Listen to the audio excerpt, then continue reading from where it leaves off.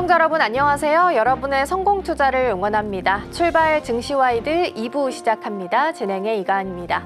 지난주 금요일 뉴욕 증시는 상승하면서 마감했습니다. 흐름이 너무 좋았죠. 이란이 호르무즈 해협에 대한 개방 이야기를 꺼내놓게 되면서 유가가 떨어지게 됐고요. 장중 한때 81달러 선까지 하락을 했습니다. 나스닥은 무려 13거래일 연속해서 랠리를 이어갑니다. 이게 1992년 이후로는 가장 최장기간의 랠리를 보이고 있습니다. 이러한 흐름이 이어지면 좋았으련만 사실상 분위기가 경색되는 현상이 나타나고 있죠. 오늘 아침에 나왔던 속보를 봤을 때는 이란이 평화협상에 대한 거부 그리고 곧 보복하겠다라는 엄포까지 내놓은 상황입니다. 우리 시장 개장을 앞두고서 딱히 좋을 만한 뉴스는 아니었는데 오늘 나오는 뉴스들 함께 확인하면서 가보도록 하겠습니다. 먼저 지난주 금요일 우리 시장은 어떻게 마감했는지 지수 먼저 확인해 보겠습니다. 양시장 엇갈리면서 마감을 지었습니다. 코스피 같은 경우에는 그래도 최고치 부근에서 움직임은 좀 나오고 있는데요. 한 3일 연속 특징적인 부분이 있습니다. 2% 정도 장중에 오르면 그때부터 매물이 계속해서 출회되는 현상이 나타나고 있는데 이날도 0.5% 정도 하락을 하는 모습이 나타났고요. 코스닥은 6거래일 연속해서 랠리를 이어가며 이날은 강보합선에서 마감 지었습니다. 다음 페이지 보겠습니다. 수급 동향입니다. 이날 외국인 투자자가 매도로 돌아서는 모습이 나타났는데 규모도 꽤 컸습니다. 2조 원 가까운 규모를 덜어내는 부분들이 확인이 됐습니다. 그리고 코스닥도 함께 보도록 하겠습니다. 코스닥의 수급 동향 이날은 양쪽 모두 다 들어와주는 모습들 골고루 확인이 좀 됐고요. 특히나 기관 투자자는 반대로도 전기 전자 쪽에서 순매수해주는 모습이 확인이 되기도 했습니다. 앞서 말씀드린 것처럼 금요일장에서는 분위기가 굉장히 좋았었지만 토요일 하루 만에 분위기가 완전히 달라지게 됐습니다. 이란 쪽에서는 호르무즈 해협에 대한 개방 조건으로 미국 쪽에서 해협을 봉쇄하는 걸 해제해달라라고 요구를 했습니다. 그러나 미국 쪽에서 이를 거부하게 되면서 완전히 둘 사이에 대한 분위기가 경색되는 현상들이 확인이 되고 있는데요. 오늘 시장 안에서 나오는 뉴스들 보셔야 될 것 같고요. 만약에 2차 협상이 진행이 된다면 우리 시간으로는 오늘 밤 10시가 될 것으로 보입니다. 미국 시장이 개장하는 시간과도 거의 맞물리면서 갈 것으로 보이는데요. 다만 오늘 아침에 나왔던 속보를 봤을 때는 이란 쪽에서 협상을 좀 거부한다, 참석하지 않겠다라고 이야기를 꺼내놨기 때문에 실제적으로 현장에 나오지 않을지 혹은 다른 현상을 나타나게 될지도 체크해 보셔야 될 것 같습니다. 그럼 이어서 지난주 금요일에 움직였던 테마들 하나씩 살펴보겠습니다. 자, 먼저 조선부터 보겠습니다.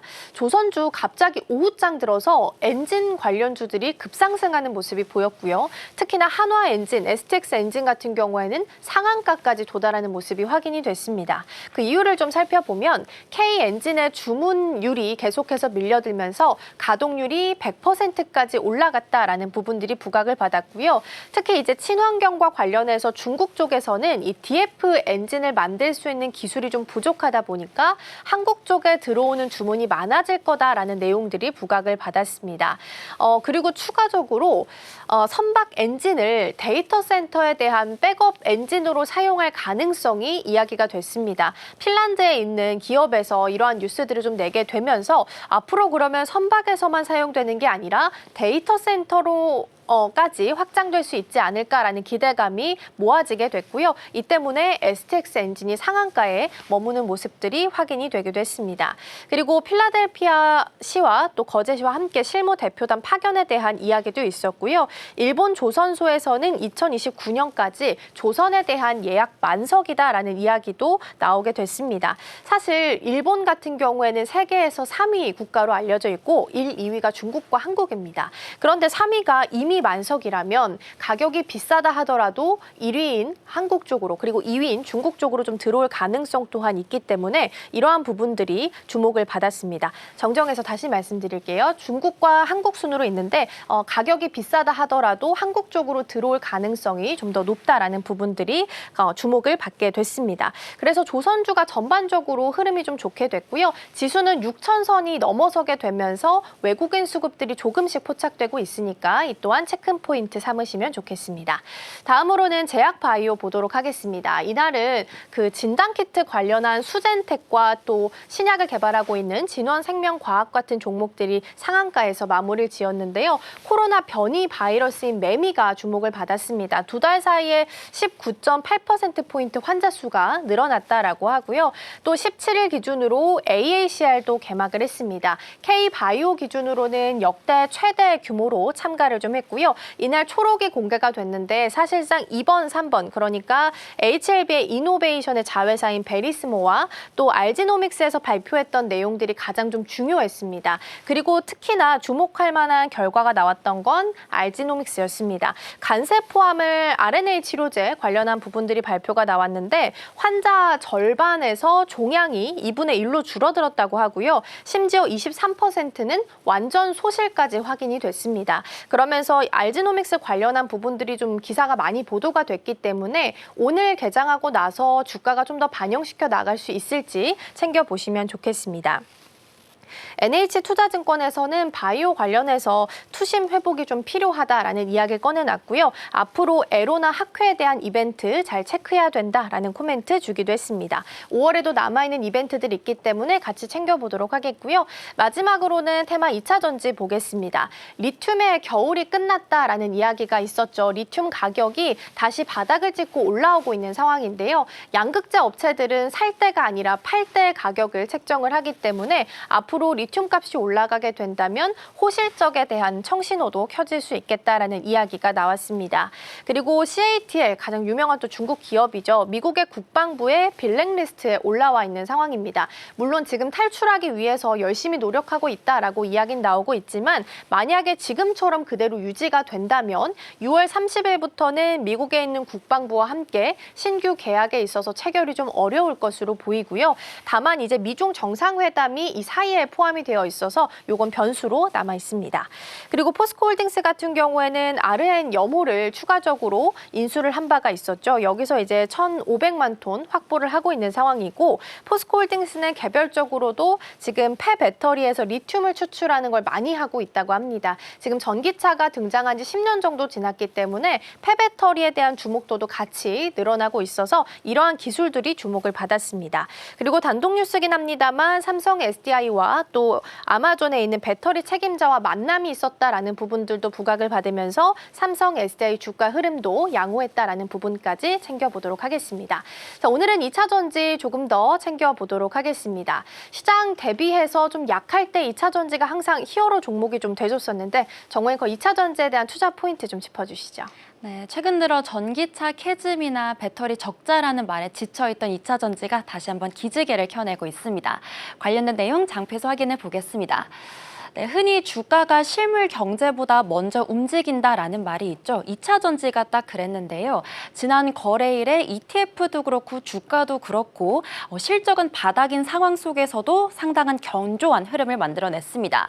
우선 이수 스페셜티 케미컬도 그렇고요. 그리고 롯데 에너지 머티리얼즈, 삼성 SDI, 포스코 퓨처엠 모두 다 굉장한 상승세를 그려내기도 했고요. 그리고 대표적인 2차 전지 ETF들도 모두 최근 한 달 사이에 10% 넘는 견조한 흐름을 만들어내기도 했습니다. 그리고 같은 기간 동안요, LNF는 무려 58%, 삼성 SDI도 23%, LG 에너지 솔루션도 12% 넘는 상승세를 기록하기도 했습니다. 네, 이렇게 견조한 흐름을 만들어낸 데에는요, 크게 세 가지 모멘텀이 작용을 하게 되는데요. 아무래도 유가가 전기차를 다시 한번 살려내게 됐습니다. 중동 전쟁으로 인해서 유가 가격이 계속해서 오르다 보니까 전국적으로 이 휘발유 품절 사태까지 있었죠. 이렇게 연료비 부담이 오르다 보면 자연스럽게 이 연료의 경계에서 상대적으로 벗어난 이 전기차에 대한 경제성은 높아지게 됩니다. 데이터로도 살펴보자면요. 최근 두 달 사이에 우리나라에서 전기차 판매량이 167%가량 상승하게 됐고요. 그리고 지난달에 유럽에서도 30%가량 전기차 판매량이 늘어나게 됐습니다.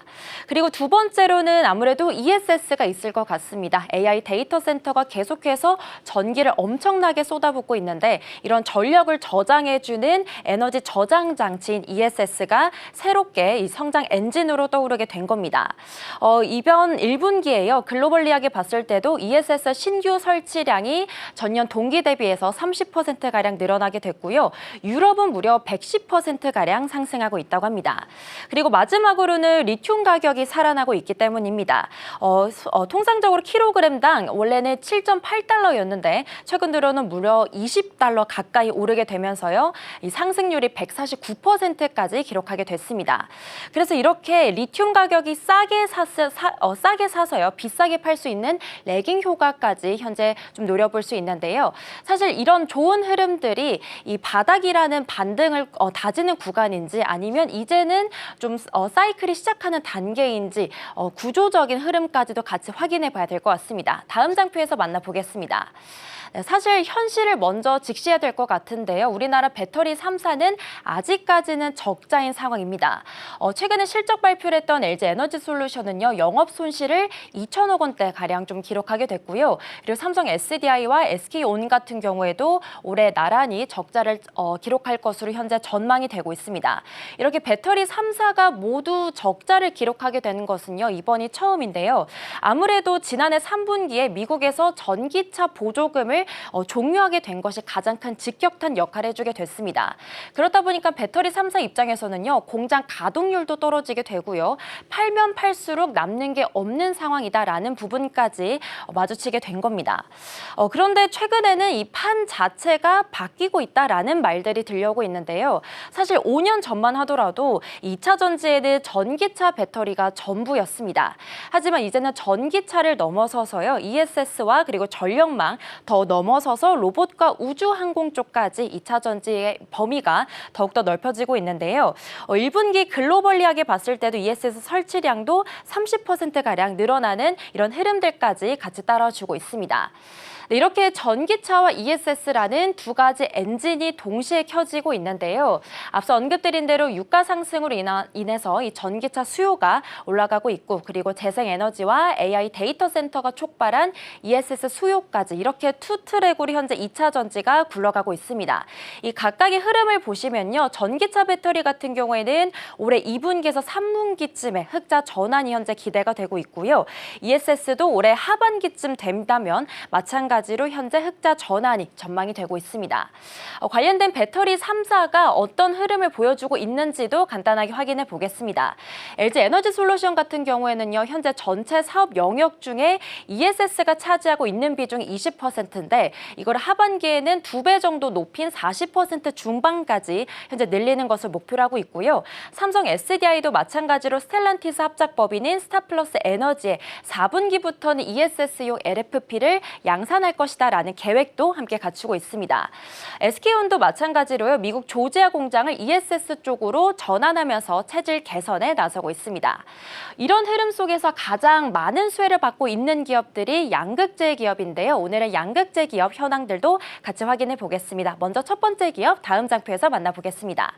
LFP 선구자라고 불리는 LNF입니다. LNF 같은 경우에는요. 이 니켈 함량이 95%를 넘는 이 울트라 하이니켈 양극재를 주력 제품으로 삼고 있는데요. 이 제품은 테슬라 모델 Y 주니퍼의 독점으로 공급되고 있는 배터리이기도 합니다. 이런 상황 속에서 LNF가요. LFP 시장에 선제적으로 움직이게 된 건데요. 사실 LFP 시장은 중국이 굉장히 많은 큰 독점을 하고 있었던 시장인데 국내 최초로 LNF가 진입하게 된 겁니다. 그리고 최근 들어 삼성 SDI 미국 법인과 LNF가 이 LFP 관련해서 장기적인 공급 계약을 맺었다라는 소식도 전해지게 됐죠. 금액이 무려 1조 6천억 원에 달하기도 하고요. 그리고 중국 외의 기업이 세계 최초로 대규모 LFP 양극재를 공급하는 계약을 맺었다라는 것에서 굉장히 큰 의미를 갖고 있습니다. 이렇게 맺은 계약을 통해서요. 삼성 SDI의 인디애나 합작 공장에 ESS 배터리를 생산하는 데 활용이 된다고 합니다. 그리고 LFP 공장 현황도 살펴보시면요. 투자 금액이 무려 3,300억 원이 넘어가게 되고요. 이번 달에는 1단계 3만 톤, 그리고 내년에는 추가적으로 3만 톤을 더 생산할 것으로 현재 계획을 갖고 있습니다. 그리고 1분기 실적 전망도 함께 보겠습니다. 우선 컨센서스로는요, 영업이익이 한 560억 원가량 나올 것으로 예상이 되고 있고요. KB증권이나 DB증권, 교보증권 같은 경우에는 800억 원까지 현재 좀 내다보고 있습니다. 3년 연속해서 사실 계속해서 적자를 기록하고 있는데 이번에 흑자 전환이 될지 이 부분까지 같이 주목해보면 좋겠습니다. 네, 두 번째 기업 넘어가 보도록 하겠습니다. 에코프로 BM이고요. 에코프로 BM 같은 경우에는 국내 양극재 업체 중에 유일하게 유럽에 이 현지 공장을 갖고 있는 기업이다라는 점에서 굉장한 지리적인 이점을 갖고 있기도 합니다. 에코프로 BM은 헝가리 데브레첸에 착공한 지 3년 만에 이 준공식을 갖게 됐습니다. 지난해 11월이었고요. 이 헝가리 공장 같은 경우에는 앞서 언급드린 대로 한국 양극재 기업 중에서는 유럽에 최초로 진출하게 된 사례다라는 점에서 굉장히 유의미하다라고 볼 수 있겠습니다. 연간 생산 능력도요, 전기차 60만 대를 공급할 수 있는 규모를 갖고 있고요. 그런데 이런 상황 속에서 왜 다른 지역도 아니고 유럽일까라는 부분에서 의문을 가질 수밖에 없습니다. 사실 유럽에는요, 이 유럽 산업 가속화법이라고 해서요, 27년도부터는 유럽 내에서 직접 만드는 이 양극재를 사용하는 것을 의무화하는 법안이 현재 추진되고 있습니다. 그렇기 때문에 이렇게 헝가리 공장을 갖고 있는 에코프로 BM 같은 기업들이 이런 점에서 아무래도 지리적인 이점을 가질 수밖에 없겠죠.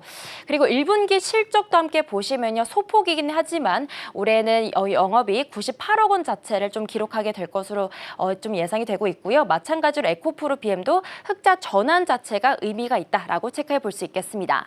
네, 다음 장표 넘어가서요, 마지막 기업도 살펴보겠습니다. 바로 포스코 퓨처엠이고요.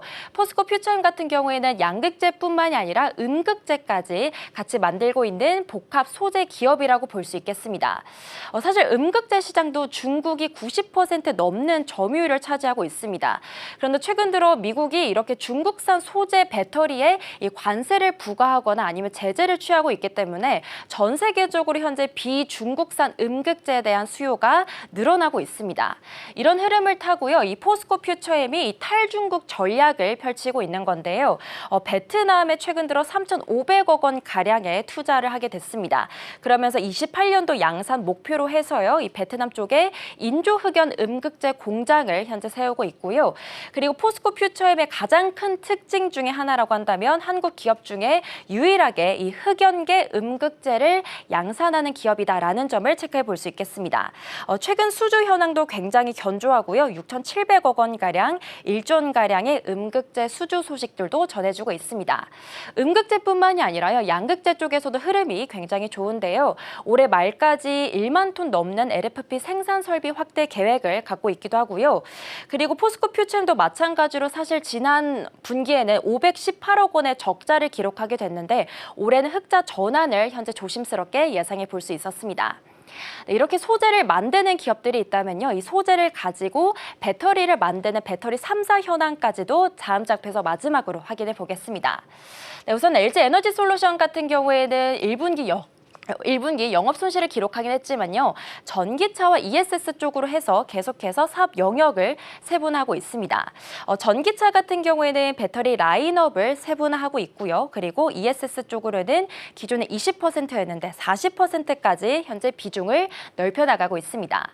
네, 그리고 삼성 SDI라고 한다면요, 아무래도 대표적인 국내 유일의 각형 배터리를 만들고 있는 기업이죠. 이 각형 배터리라고 한다면 다른 배터리보다 에너지 밀도가 높고요. 그리고 관리하는 데 굉장히 편하기 때문에 ESS 쪽에 최적화되어 있다라는 평가를 받고 있습니다. 그리고 계속해서 또 좋은 수주 소식도 전해주고 있고요. 삼성 SDI도 한 3분기 정도 되면 흑자 전환이 되지 않을까라는 기대감까지 현재 받아가고 있습니다. 네, 마지막으로 SK온까지 살펴보겠습니다. SK온 같은 경우에도요, 물론 1분기에 영업 손실 3천억 원 정도가 전망이 되고 있는데 마찬가지로 미국에 계속해서 이 생산 시설을 확대하고 나가기도 하고 있고요. 그리고 인터배터리에서도 신기술을 공개하기도 했습니다. LFP 파우치 배터리를 공개하게 된 건데요. ESS용에서 굉장히 효율이 잘 발휘되는 이 파우치 배터리다라는 부분까지 확인해 볼 수 있겠습니다. 그리고 북미 ESS 시장 쪽에서도 대형 공급 계약을 현재 같이 추진하고 있습니다. 네, 이렇게 2차 전지가요, 기존의 전기차 부분에서만 두각을 드러나게 됐다면 이제는 전기차를 넘어서서 ESS와 그리고 우주항공 쪽까지 계속해서 무대를 넓혀 나가고 있습니다. 네, 이렇게 에너지를 저장하고 있는 배터리 쪽을 보게 됐다면요, 이제는 정보를 저장하고 있는 반도체 쪽에서도 증권가들이 주목하고 있는 기업이 있다고 합니다. 수진 앵커, 오늘은 어떤 기업 같이 살펴볼까요? 네, 오늘은 SK 하이닉스 함께 살펴보도록 하겠습니다. IBK 투자증권이 이제 SK 하이닉스에 대해서 목표 주가 180만 원으로 상향했고 매수 의견도 가지고 있는데요. 리포트의 제목을 메모리를 시스템으로 봐야 그림이 보인다라고 달았습니다. 어떤 내용일지 살펴보도록 하겠습니다. 네, 우선 SK하이닉스 아마 여러분들 다 아실 겁니다. 삼성전자와 SK하이닉스를 이 주식시장 안에서 빼놓고 말하기가 참 어려운 시장이죠. 그런데 SK하이닉스 현재 어떤 지금 일을 하고 있을까요? 일단 HBM 시장에서 정말 압도적인 1위를 달성하고 있습니다. 전 세계 AI 서버용 고대역폭 메모리 점유율에 독점적인 지위를 가지고 있고요. 삼성전자도 지금 SK하이닉스를 따라잡기 위해서 열심히 노력하고 있죠. 일단 HBM 분야에서 압도적인 탑 1이라는 것은 저희가 빼놓을 수가 없을 것 같습니다. 그리고 다양한 영역에서도 기술력을 가지고 있는데요. 일단 D램에서는 서버용 DDR5 시장을 주도하고 있습니다. 이 부분에 대한 수혜를 계속해서 받아가고 있고요. 그리고 낸드 쪽도 사실 빼놓을 수 없겠죠. 최근에 들려왔던 소식들 중에서 업계 최초로 300단 이상의 QLC 낸드를 생산해냈습니다. 321단인데요. 이 세계 최초 개발과 양산을 하게 되면서 이 부분에 대한 기대감도 현재 시장에서 나오고 있는 상황입니다. 그리고 솔루션도 짚어보겠습니다. AI PC 그리고 특히 AI 데이터 센터용 이 SSD를 공급을 하는 움직임도 현재 나오고 있기 때문에 다양한 영역에서의 SK하이닉스의 독보적인 지위를 우리가 확인할 수가 있겠습니다. AI 인프라의 핵심 엔진이다라는 시장의 평가도 나오고 있는 상황입니다. 자, 그렇다면 이번 주 목요일에 SK하이닉스의 잠정 실적이 발표가 되는데요. 어떻게 증권가들은 실적을 전망하고 있을까요? 다음 장에서 확인해 보도록 하겠습니다. 네, 1분기 매출액이요 49조 8,770억 원 정도로 전망을 하고 있습니다. 이게 전년 대비가 아니라요. 지난해 4분기 대비해서 무려 51.9% 그러니까 거의 52% 증가한 수치입니다. 굉장히 대단한 수치죠. 그리고 영업이익 측면에서 봤을 때도 38조 원 정도가 찍히게 되는데요. 지난해 4분기 대비해서 이것은 2배 이상 증가한 수치라고 합니다. 올해 1분기에 대단한 성적표가 나올 예정입니다. 삼성전자도 그랬지만 SK하이닉스도 이 정도의 성적표를 받아들 것이다라고 전망이 나오고 있기 때문에 이번 주 목요일까지 SK하이닉스의 흐름도 우리가 짚어봐야 되겠습니다. 그러면 어떤 기술력에 집중을 한번 해봐야 될까요? 그리고 왜 이렇게 실적이 잘 나올 것으로 예측이 되고 있을까요? 다음 장에서 확인해 보도록 하겠습니다. 네, 바로 안 팔아도 가격이 오르기 때문입니다. 판매가 많아져야 사실 실적에 잘 찍히기 마련이겠죠. 그런데 SK하이닉스 같은 경우에는 팔지 않아도 가격이 올라서 이 실적이 잘 찍히게 됐습니다. 공급자 우위 시장이 형성돼서인데요. 현재 빅테크 기업들이 이 칩이 없어서 못 구한다라는 시대가 오게 됐습니다. 결국에는 가격의 폭등으로까지 이어졌고 이게 어느 정도냐. 사실 D램 같은 경우에는 지금 생산하는 양이 3% 미만으로 떨어지게 돼서 판매량 자체는 감소했다고 하거든요. 그런데 가격이 65% 이상 올랐습니다. 그리고 낸드 측면에서는 70% 이상 오르게 됐다고 해요. 결국에는 칩 가격 자체가 너무나 오르기 때문에 이 부분에서 차익을 받아갈 수가 있는 거고요. 그렇기 때문에 기사에서도 계속해서 칩플레이션이다. 가격이 계속 오르기 때문에 실적이 좋게 나올 것이다 라고 전망이 나오고 있습니다. 그리고 또 서버가 이끄는 슈퍼사이클도 만나보겠습니다.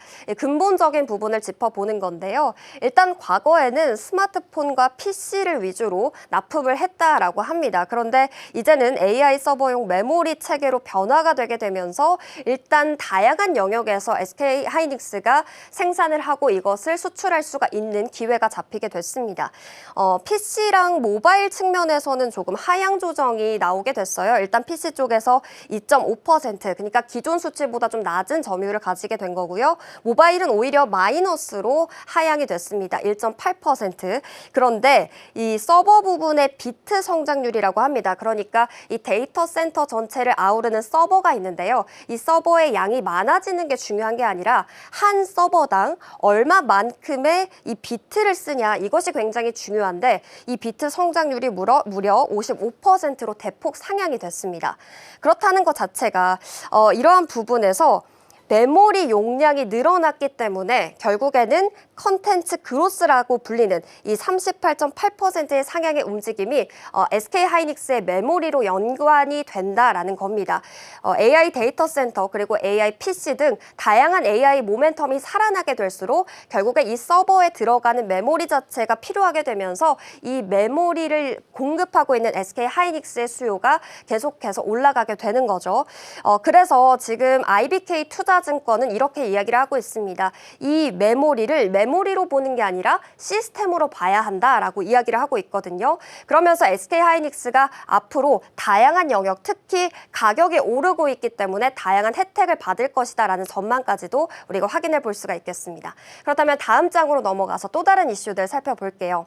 최근에 또 들려왔던 소식들 사실 잇따라서 계속 나오고 있기 때문에 우리가 계속 팔로우업을 해야 될 것 같은데요. 빅테크와의 장기 공급 계약이 추진이 됐습니다. 가장 주됐던 계약 자체는 아무래도 마이크로소프트와의 계약이었겠죠. 5년간의 DDR5 장기 공급 계약을 최종 조율 단계에 지금 나타나게 됐습니다. 규모가요, 무려 수십조 원에 달하는 상태인데요. 그리고 이 MS뿐만 아니라 구글과도 이제 소식이 나오게 됐죠. HBM 그리고 서버용 범용 D램 공급까지도 논의 중이다라는 이야기가 나오고 있습니다. 그래서 기사는 이렇게 나왔습니다. AI 빅테크들 5년간 계약하자, SK에 줄 선다, 이런 기사들도 많이 나오게 됐는데요. 이것이 왜 중요한 걸까요? 그 부분은 바로 선지급 방식의 논의가 됐다라는 겁니다. 그러니까 장기 공급 계약이라는 측면이 어떤 거냐면 빅테크들이 사실 우월한 위치에 있기 때문에 그동안에는 장기 계약을 하지 않았습니다. 그런데 지금 이 칩을 구하기가 너무나 어려운 상황이다 보니까 오히려 SK하이닉스나 삼성전자가 우위에 서게 된 건데요. 그렇게 되면서 전체 계약액의 10%와 30%를 미리 선지급하는 방식이 논의가 되게 됐고요. 그리고 DDR4 가격 자체가 10배 가까이 급등하다 보니까 이러한 상황이 역전이 될 수밖에 없었습니다. 지금 과거에 1.35달러였던 수준이 지난달 말에 13달러까지 오르게 됐거든요. 결국에 빅테크들 입장에서는 가격 변동 리스크를 감수하더라도 우리가 그냥 물량부터 확보하겠다라는 입장을 취하게 된 겁니다. 지금 빅테크들한테 중요한 건요, 가격이 문제가 아니라 이 AI 서버를 돌릴 수 있는 이 빅테크들의 칩이 중요한 거거든요. 그렇기 때문에 이 DDR4 그리고 5, HBM까지 다양한 영역에서의 빠른 납기가 중요한 상황입니다. 결국에 SK하이닉스는 이제 가격을 부르기만 하는 단계에 와 있다라고 보시면 되겠습니다. 이 부분도 굉장한 호재로 잡혀볼 수가 있겠고요. 다음 장에서 또 다른 소식도 확인해 보겠습니다. 네, 그리고 기술적으로도 우리가 짚어볼 수가 있겠습니다. 일단 앞서 제가 말씀드렸던 이 세계 최초 321단 QLC 낸드 기반의 SSD를 개발했다라는 건데요. 지금 글로벌 IT 기업 델에 이 칩을 납품을 하기 시작을 합니다. 자, 이 부분에서 어떤 부분이 대단한 기술력인지 우리가 한번 알아볼게요. 일단 QLC 기술 자체는요, 셀 하나에 4개의 정보를 저장해서 밀도를 극대화하는 기술입니다. 이 QLC 자체는요, 여러분 사실 원래는 TLC가 주도를 했습니다. 그러니까 칩 하나에 3개 정도의 정보를 저장하는 기술인데 이제 거기서 한 단계 더 올라간 겁니다. 그걸 QLC라고 하거든요. 그런데 사실 1개 정도 는 건데 그게 뭐 그렇게 대단하냐라고 보실 수도 있겠지만 이 반도체 칩 자체에서는 굉장히 대단합니다. 왜냐하면 이게 굉장히 얇기 때문에요. 공간의 그 넓이가 유지가 되면서도 이 용량을 넓히는 기술이 굉장히 어렵다고 합니다. 그런데 이것을 SK하이닉스가 해냈고 그리고 여기에서 생겨나는 문제가 있었습니다. 그런데 그 문제까지 해결하는 모습도 확인할 수가 있었거든요. 바로 무엇이었냐면 이 QLC 기술이 양 자체는 많이 저장할 수는 있게 됐어요. 그런데 문제는 이 속도가 느려진다라는 겁니다. 그래서 이 SLC 캐싱이라는 기술 기술을 도입을 하게 됩니다. 이게 어떤 거냐면요. 모든 칩 자체의 내용 안에, 그 방 안에 속도를 다 올릴 수는 없겠습니다. 그렇지만 한 부분, 일부 영역에서 초고속 SLC의 성능을 넣을 수 있는 기술인데요. 결국에는 한 영역에는 고속도로에 마치 하이패스를 깐 것처럼 속도가 높아진다는 겁니다. 결국에는 이러한 것을 통해서 이 QLC 기술 자체와 도입이 되면서 SSD 안에서의 그 처리 속도가 굉장히 빨라질 수가 있겠다라는 것이고요. 시장 전망을 짚어본다면 이 QLC 낸드 비중이 지금 23년에 22%였던 것이 27년에 61%까지 확대가 된다라고 합니다. 그렇기 때문에 이 부분에서의 기대감도 우리가 짚어봐야 되겠고요. 그리고 청주 공장이 이제 곧 열리게 됩니다. 여기 안에서 정말 다양한 그리고 또 수혜되는 제품들이 나올 예정인데 6세대 HBM의 핵심 거점이 된다는 게 가장 핵심이겠습니다.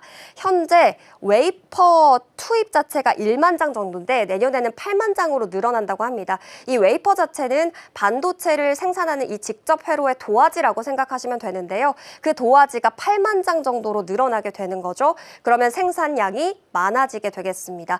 대충 예상을 하는 양 자체는 전체 D램 생산량이 10%에서 15% 증가한다고 하거든요.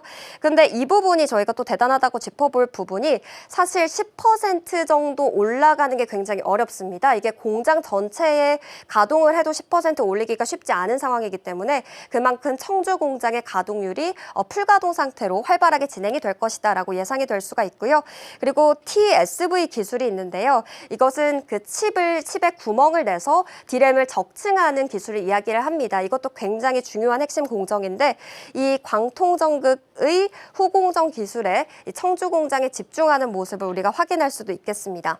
그리고 2027년에 용인 클러스터 공장이 완공이 되는데요. 이 전까지 전 세계 HBM 공급의 허브 역할을 청주 공장에서 시행이 될 예정입니다. 그렇기 때문에 가동이 됐을 때 얼마만큼의 이 가동률을 뽑아낼 수 있을지 우리가 이 부분도 확인을 해봐야 되겠습니다. 네, 다음 장으로 넘어가 보겠습니다.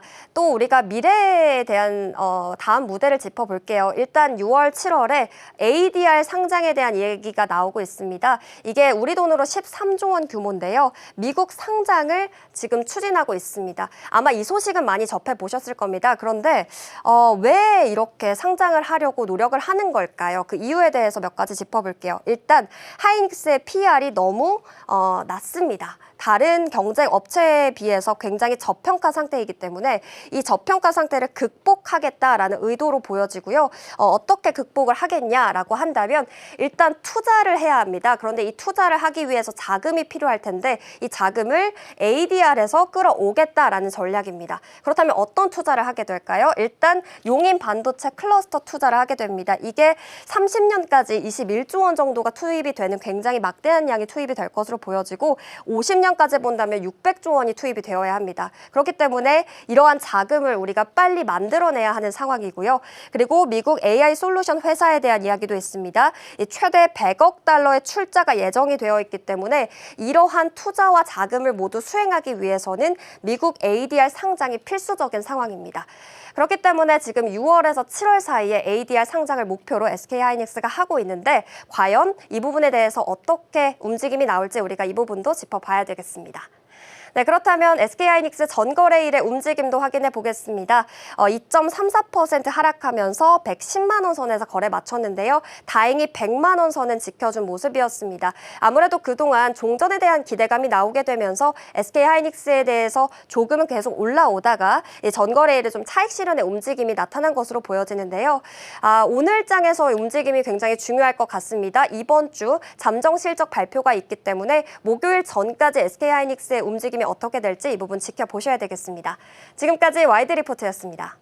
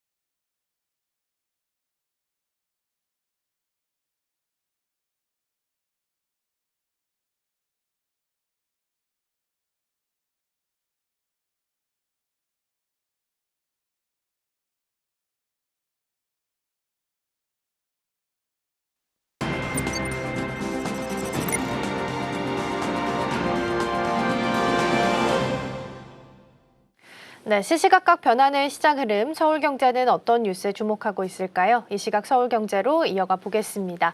이정호 앵커 나와 계십니다. 어서 오세요. 안녕하세요. 네, 오늘의 첫 번째 키워드는 삼성전자의 파운드리부터 살펴보도록 하겠습니다. 지난주에 TSMC가 실적을 공개하면서 로드맵까지 함께 보여주면서 화제를 모았습니다. 지금 1나노 이하의 공정 로드맵까지 나온 상황인데요. 반면에 삼성전자는 1.4나노 관련해서는 기한을 좀 연장을 시키는 움직임이 나타나고 있습니다. 현재 파운드리에 대한 시장 경쟁 구도 우리가 어떻게 파악을 해보면 좋을까요?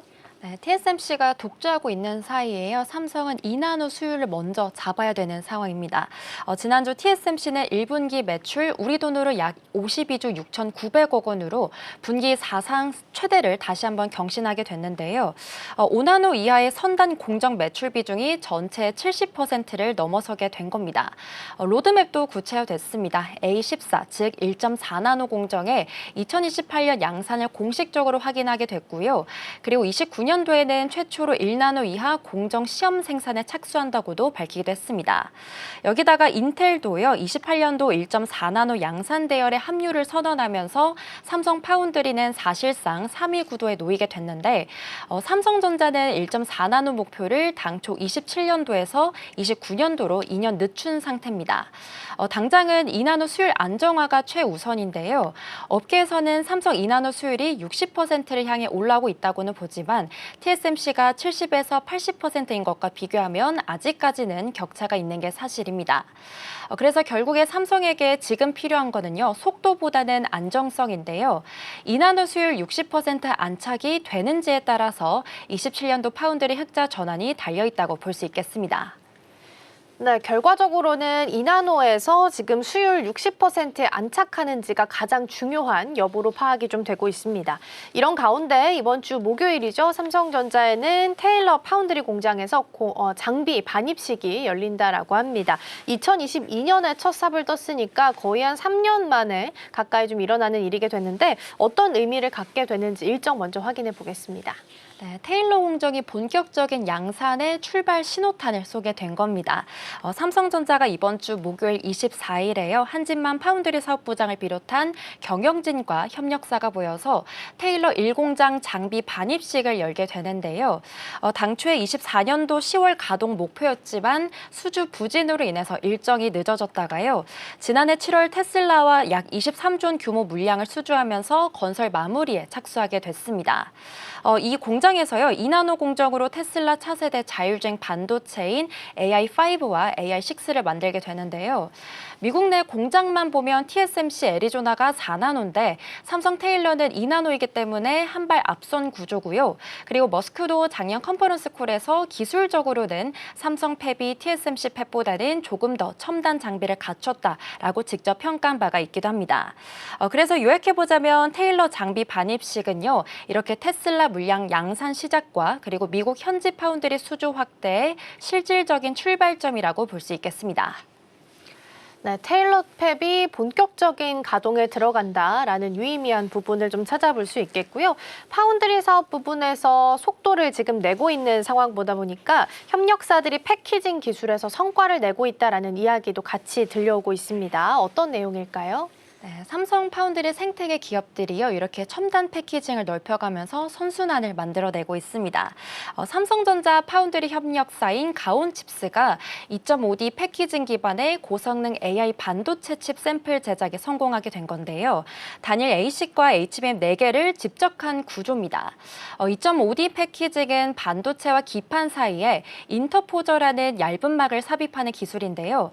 엔비디아나 구글 같은 빅테크가 시스템 반도체 와 HBM을 한 패키지에 집적하기 위해서 활용한 핵심 기술이라고 볼 수 있겠습니다. 가온칩스는 오는 6월에서 7월 사이에 상용화 준비를 마치는 게 목표인데 삼성전자도 큐브라는 브랜드명으로 2.5D 패키징 기술을 자체 개발하고 있습니다. 여기다가 AD 테크놀로지도 2나노 공정과 2.5D 패키징을 결합한 차세대 CPU 플랫폼을 개발하고 있고요. 그리고 세미5도 3D IC 플랫폼을 함께 준비하고 있습니다. 그래서 정리해보자면 삼성 파운드리 생태계가 첨단 패키징에서 동시에 성과를 내고 있고요. 그러면서 고객사를 더 넓게 흡수할 수 있는 기반이 두터워지고 있습니다. 네, 삼성전자에 대한 내용 먼저 좀 확인해 봤고요. 지금 넥스트장에서는 0.46% 정도 하락하는 움직임 현재 나타나고 있습니다.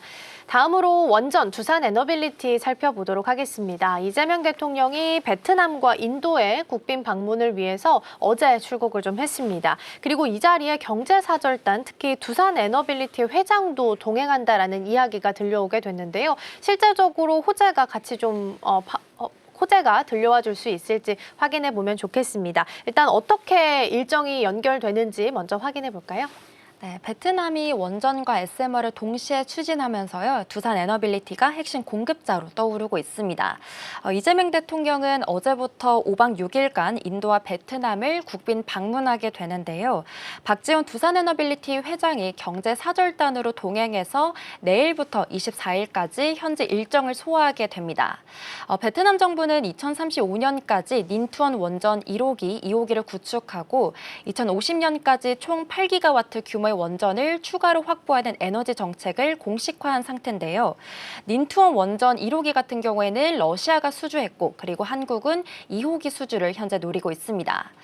그리고 SMR도 2035년까지 최소 1기 착수를 목표로 현재 검토 중인데요.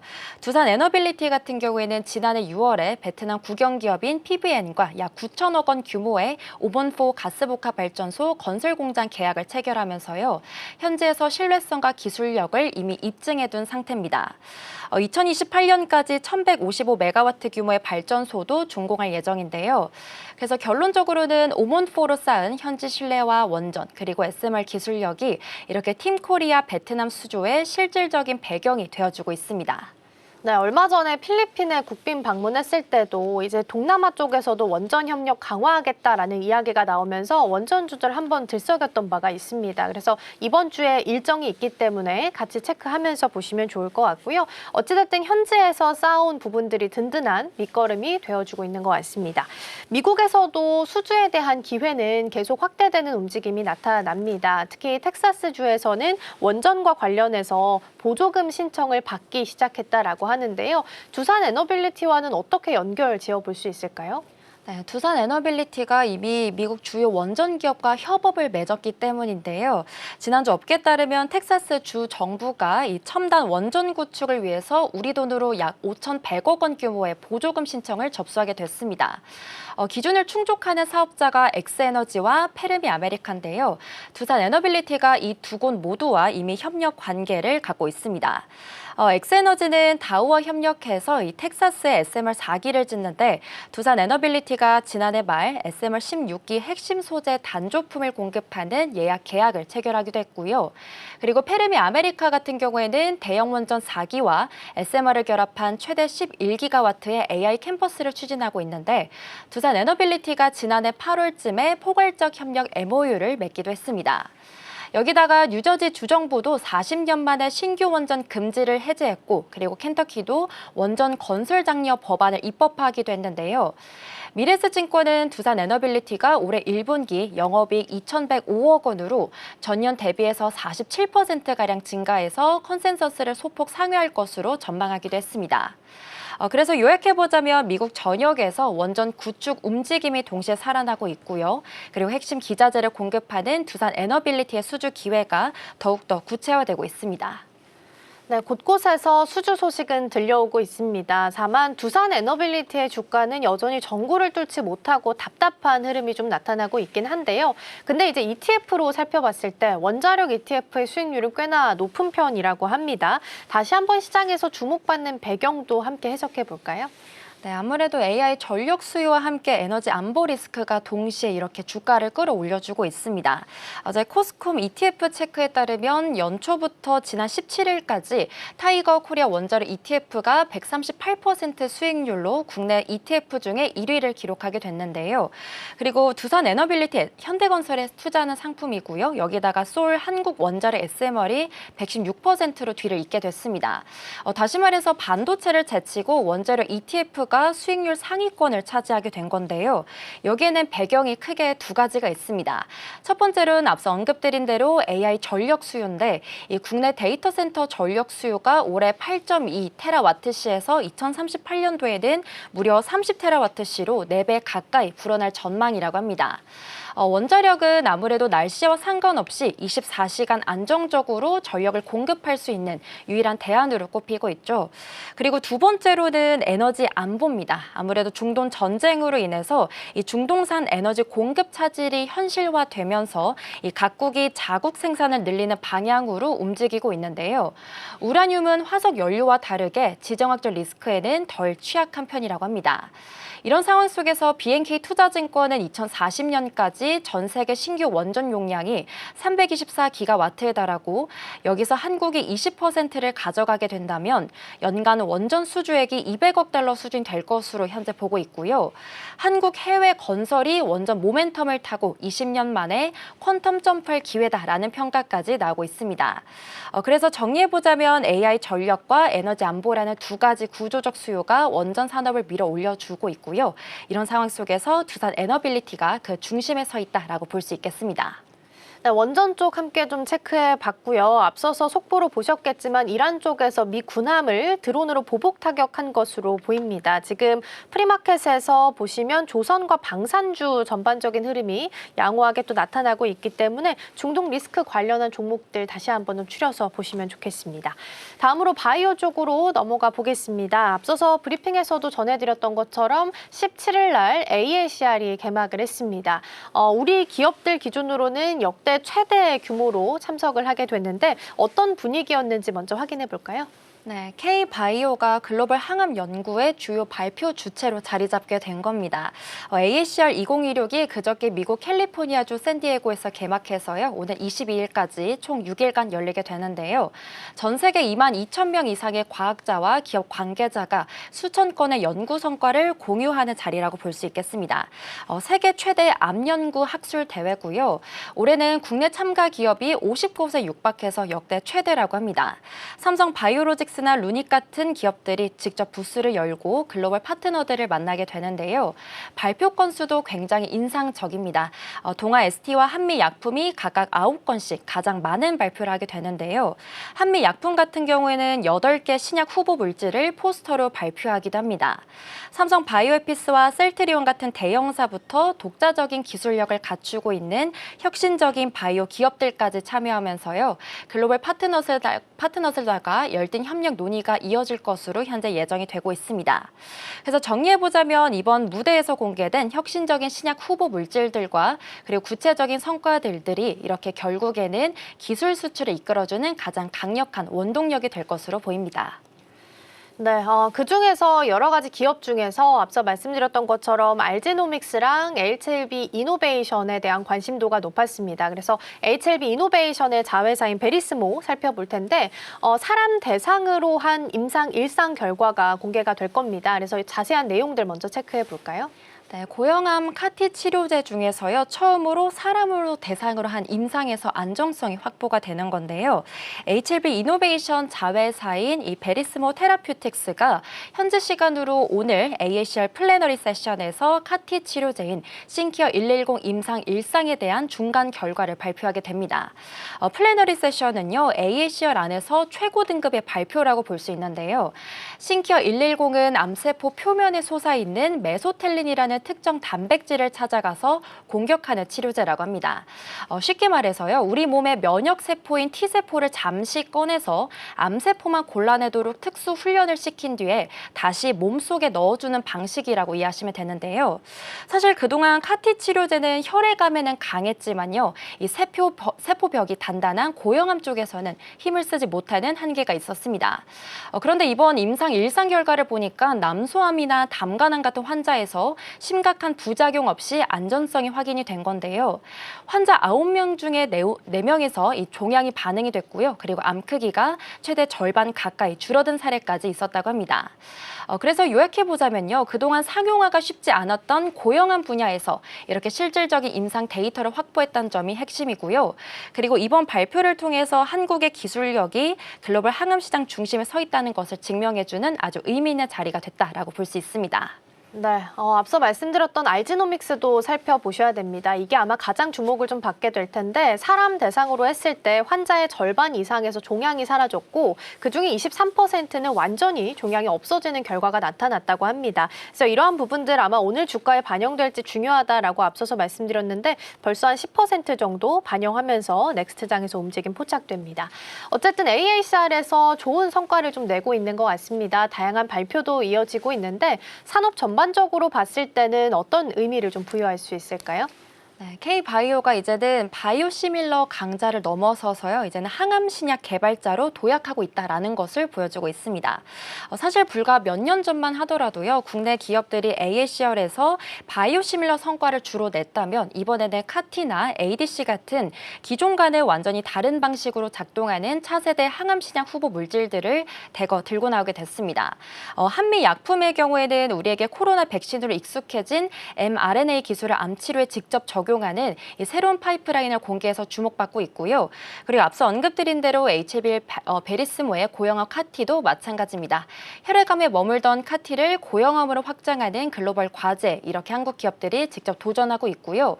국내 바이오시밀러 임상 간소화 정책과 그리고 미국 FDA 3상 생약에 대한 허용 기준 완화까지 맞물리다 보니까 여기서 절감된 임상 비용을 신약 개발에 쏟는 흐름까지 이어지고 있습니다. 그래서 정리해보자면 AACR 2026에서요, K바이오가 역대 최대 규모로 참가한 거는요, 이제는 숫자의 문제가 아니라 한국 바이오가 글로벌 신약 개발 경쟁에 본격적으로 뛰어들었다라는 신호로 볼 수 있습니다.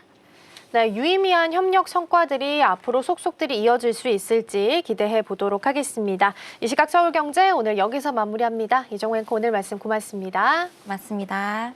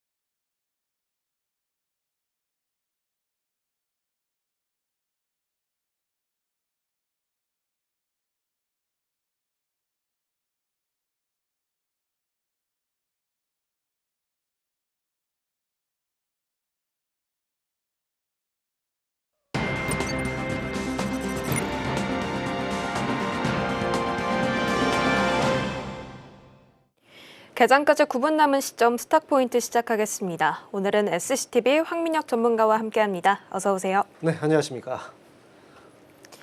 이 협상에 대한 밑그림이 완성된 건가라는 기대 속에 뉴욕 증시 3대 지수는 1%대 일제히 상승 마감하게 됐습니다. 자, 그런데 주말 사이에 또 노이즈가 들리게 됐었죠. 호르무즈 해협을 중심으로 줄다리기가 지속이 되면서 긴장감이 또 재확대가 되고 있습니다. 여기에 더해서 오늘 우리 증시가 또 한 번 개장하기 전에 지금 미국이 이란에 화물선을 납포했고 이란까지 이제는 드론으로 보복을 가세하는 상황입니다. 일단은 지난주 금요일에 우리 증시는 주말을 앞둔 상황 속에서 좀 숨고르기 장세가 코스피 쪽에서 나오게 됐었죠. 외국인의 2조 원대 매도세까지도 연출이 됐습니다. 다만 코스닥은 그래도 지난주 금요일에 상승 마감하는 양상을 보였습니다. 일단은 우리 증시가 그래도 좀 상방에 머물고 있기는 하지만 지금 들려오고 있는 이야기들 때문에 오늘의 증시 변동성에 대한 가능성을 좀 대비를 해야 되는 상황으로 보여집니다. 자, 전문가님 오늘 우리 시장은 좀 어떻게 보실까요?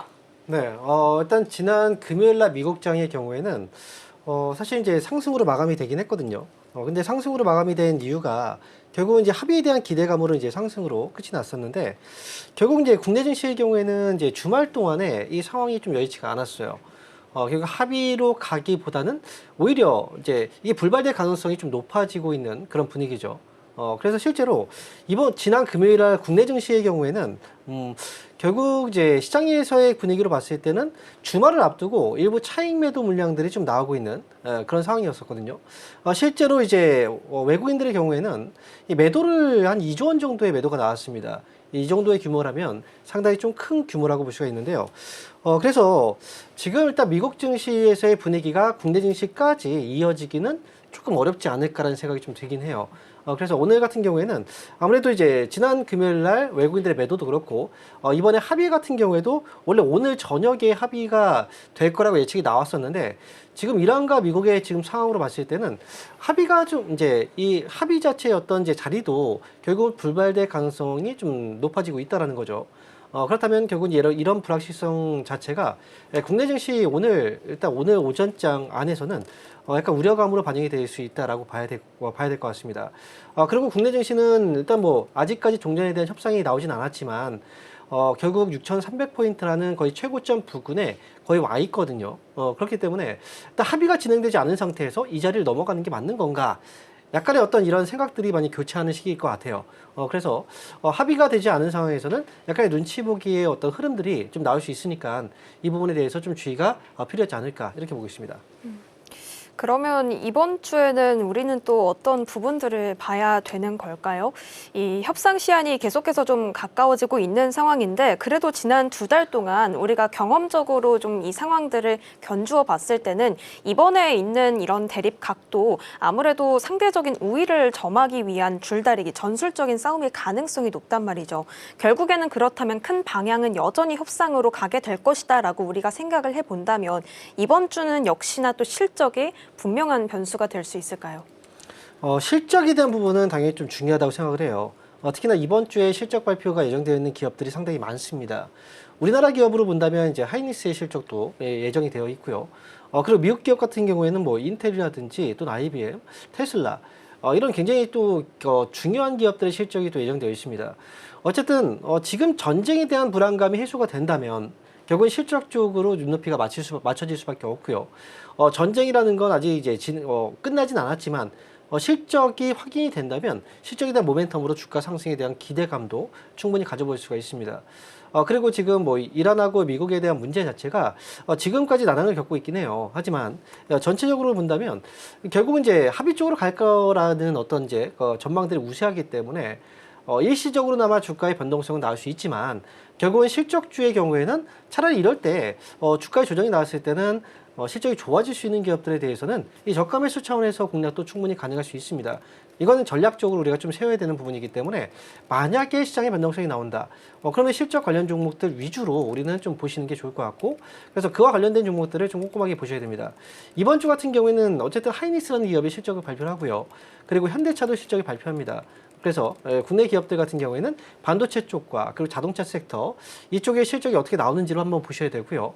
그리고 또 미국의 경우에는 뭐 중요한 기업들 실적이 역시 있기 때문에 결국은 이제 이번 주는 반도체 쪽에 대한 주목도가 좀 높은 장이다, 이렇게 보시면 좋을 것 같습니다. 일단은 큰 방향 전환은 아니다라고 한다면 이번 주에 있을 주요 기업들의 실적주들 중심으로 우리가 또 전략적으로 기회를 활용해 볼 수 있다라고 의견 주셨습니다. 그러면 대표적으로 꼽힐 수 있는 게 말씀해 주셨다시피 SK하이닉스일 것 같아서요. 이쪽의 실적을 한번 좀 바라보도록 하겠습니다.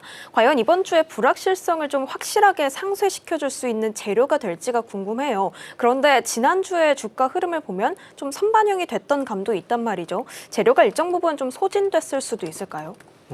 일단 재료적인 부분에서 본다면 결국은 삼성전자의 잠정 실적이 나오고 나서 하이닉스의 주가의 상승이 좀 강력했단 말이죠. 거기다 신고가를 또 경신을 했을 만큼 삼성전자의 최근의 주가의 상승은 이미 전쟁이 끝난 것처럼 이제 주가의 반응이 나왔습니다. 그만큼 삼성전자에서의 실적도 결국은 반도체, 이 메모리 반도체에 대한 수요 폭증으로 인해서 실적이 크게 증가했던 부분이 있고요. 그래서 결국은 시장에서의 실적이 확실하게 확인된 부분은 메모리 반도체 쪽이라고 볼 수가 있어요. 미국에서도 이제 관련 종목들이 움직였듯이. 그래서 하이닉스는 이제 실적에 대한 기대치가 주가 상승으로 이어졌고 신고가가 나왔는데, 하지만 이 부분은 항상 주식시장은 앞으로의 상황들이 일정 부분 선반영이 되긴 하거든요. 그래서 삼성 하이닉스의 주가에도 실적에 대한 기대감은 선반영이 일단 이루어졌다라고 보셔야 되고요.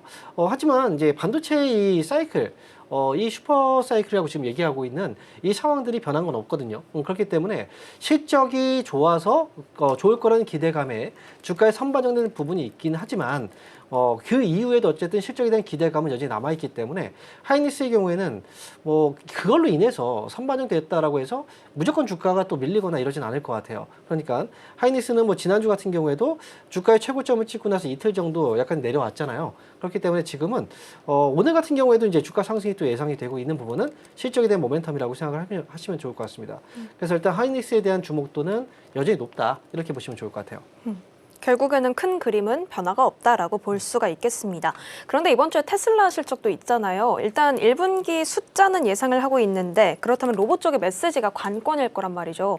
이번 주에 이걸 겨냥해서 2차 전지나 로봇 쪽의 기회를 좀 볼 수 있는지 짧게 좀 부탁드리겠습니다. 로봇 쪽과 관련된 그 모멘텀은 분명히 중요하다고 생각하거든요. 테슬라의 주가의 상승에 이제 원동력으로 본다면 전기차보다는 로봇 쪽이 조금 더 강하고 그리고 스페이스 X와 관련해서 그래서 일단은 이번 실적 발표하고 나서 아마 이제 실적 발표 이후에 발언들이 있을 거예요. 거기에 있어서 이제 앞으로 또 청사진을 잘 그려준다면 로봇 관련주들 최근에 오래 쉬었거든요. 관련 종목들에 대해서도 아무래도 반응이 좀 올 수 있는 시기가 이번 주가 좀 되지 않을까 이렇게 예측해 볼 수가 있습니다. 네, 일단은 좋습니다. 우리 지수 지금 보면요. 생각보다는 하방 경직성이 살아있는 채로 움직이고 있습니다. 이 정도 회복이라면 전쟁 이전 수준으로 돌아갈 수 있을지 저희는 개장문 열고 돌아오도록 하겠습니다.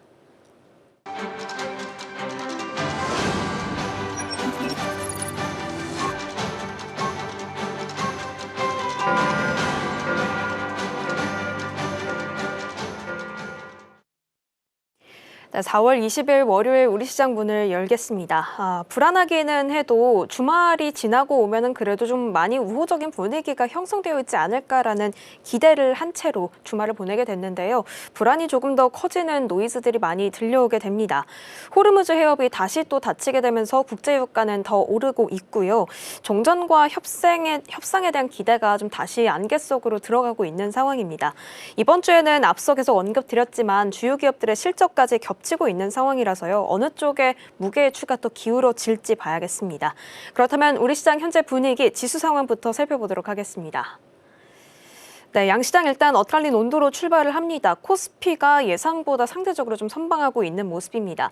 0.4% 오름세 나타내면서 6,200선 바로 회복해주면서 돌파하고 있는 움직임입니다.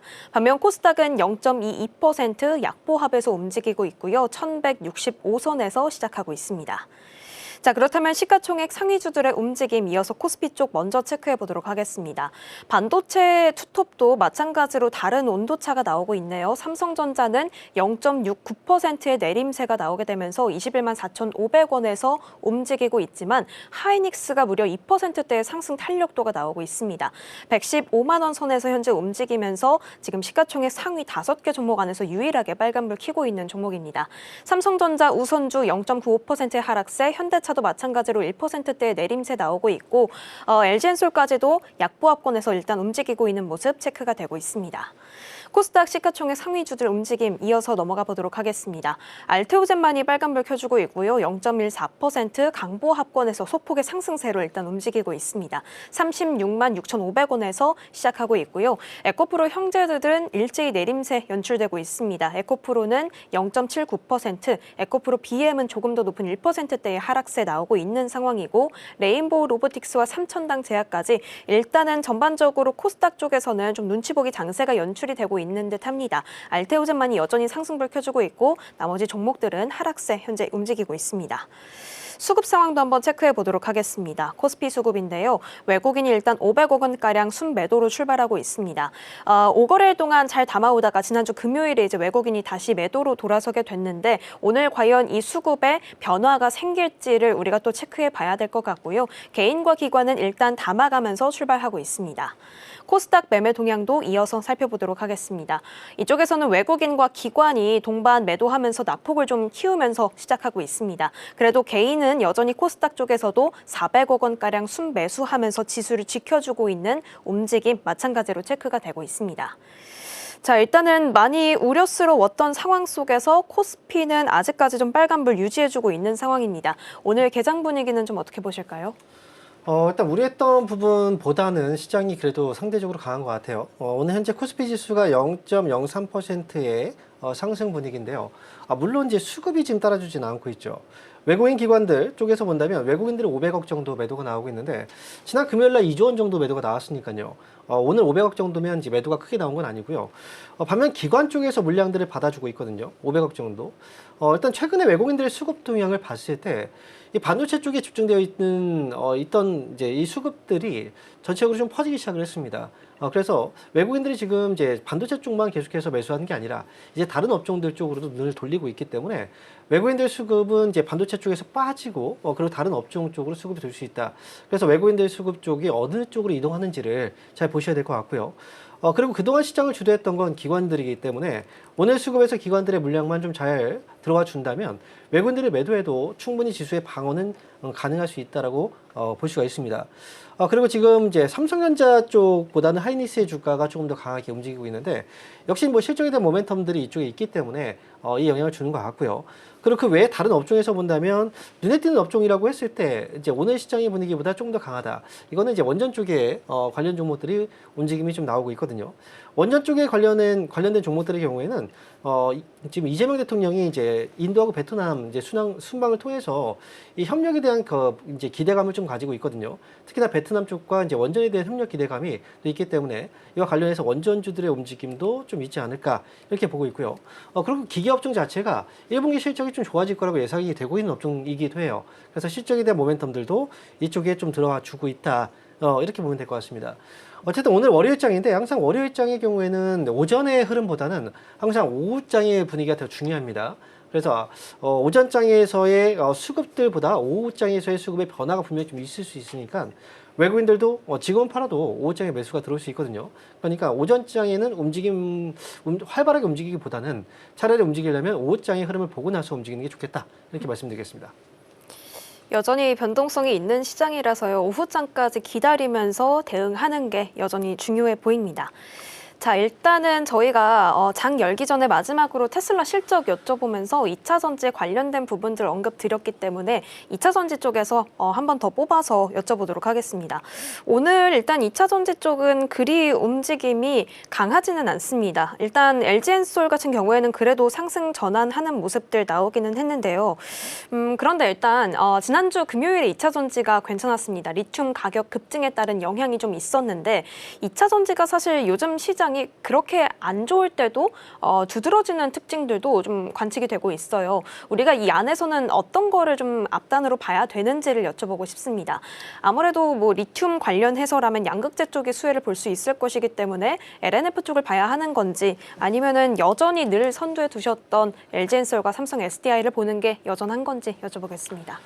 사실 시장에서의 주목도가 2차전지 쪽으로는 잘 쏠리지는 않고 있거든요. 그런데 일부 이제 2차전지 관련주들이 대부분 실적이 적자의 늪에 빠져 있었고 이게 결국은 이제 리튬 가격이 폭락하면서 이 하락이 계속 이제 실적이 안 좋았었거든요.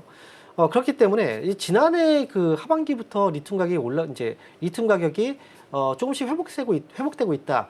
이런 뉴스가 있었고, 그래서 이제 실적이 바닥을 지나고 있다는 인식 때문에 LNF를 포함해서 이제 양극재 관련주들의 흐름이 좋게 나왔습니다.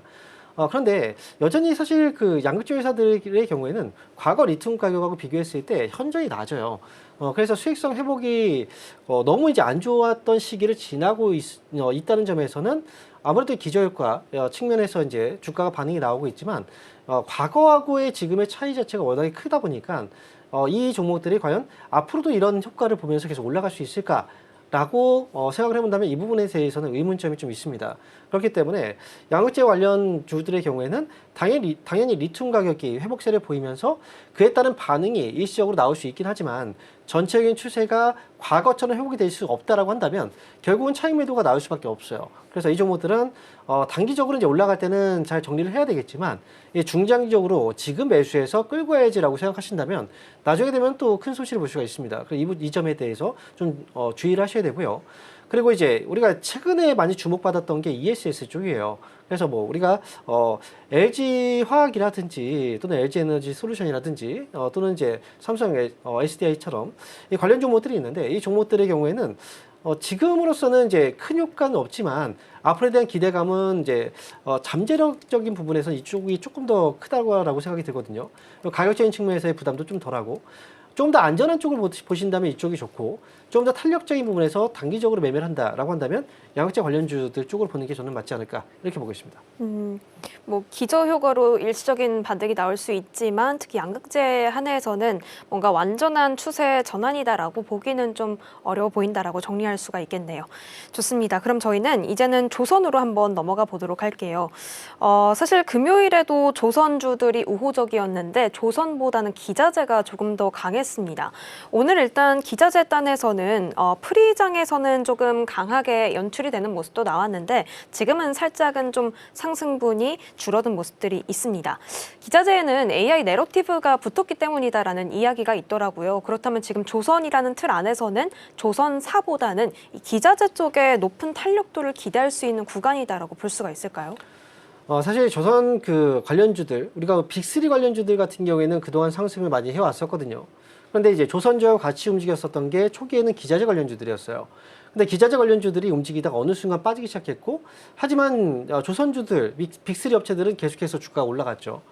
그래서 이 가격적인 공백들이 좀 많이 이제 발생을 한 그런 상황인데 사실 만약에 STX 엔진 같은 경우로 본다면 이 종목은 일단 조선 기자재 쪽보다는 사실 이제 방산 쪽에 대한 어떤 모멘텀으로 움직이고 있는 모습이고 조선 기자재 같은 경우에는 아무래도 가격적인 부분에서의 그 실적은 당연히 조선주가 좋으면 기자재 쪽도 실적이 좋다라고 봐야 되거든요.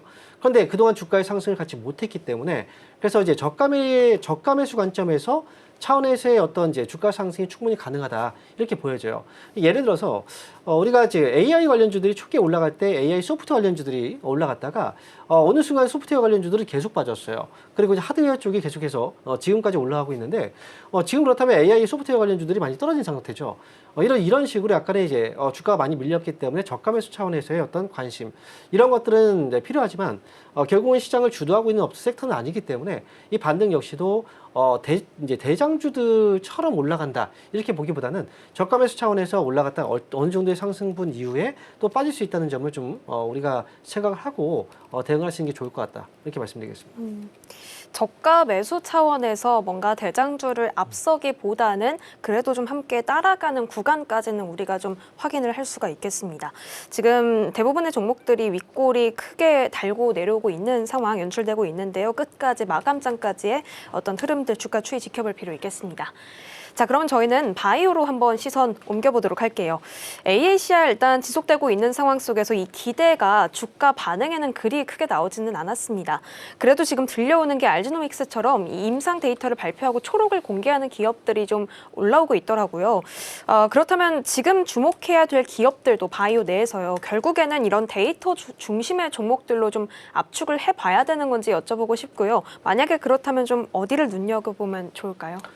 사실 이번에 AACR을 통해서 이제 그동안 움직이지 못했던 제약바이오주들이 좀 움직임이 나오지 않을까 이런 기대를 해봤는데 사실 지금 시장에서의 그 관심 자체가 워낙에 이 제약바이오 쪽과 좀 멀어진 상태거든요. 거의 삼성전자하고 하이닉스 그리고 반도체 AI 중심으로 움직이다 보니까 지금은 로봇주 자체도 좀 약간 좀 소외가 되고 있는 상황이죠. 그러다 보니까 일단 한정된 수급으로 이제 또 특정 종목들만 몰려 있으니 다른 업종으로 다 이제 시선이 잘 안 가요. 이번에 이 제약바이오주들 같은 경우에도 이번 AACR을 통해서 뭔가 좀 주목을 받지 않을까. 이게 특정 종목들은 주목을 받고 있긴 하지만 전반적으로 제약바이오 산업에 있어서는 수급의 어떤 이제 수급이 들어오는 쪽으로 가고 있지는 않은 것 같아요.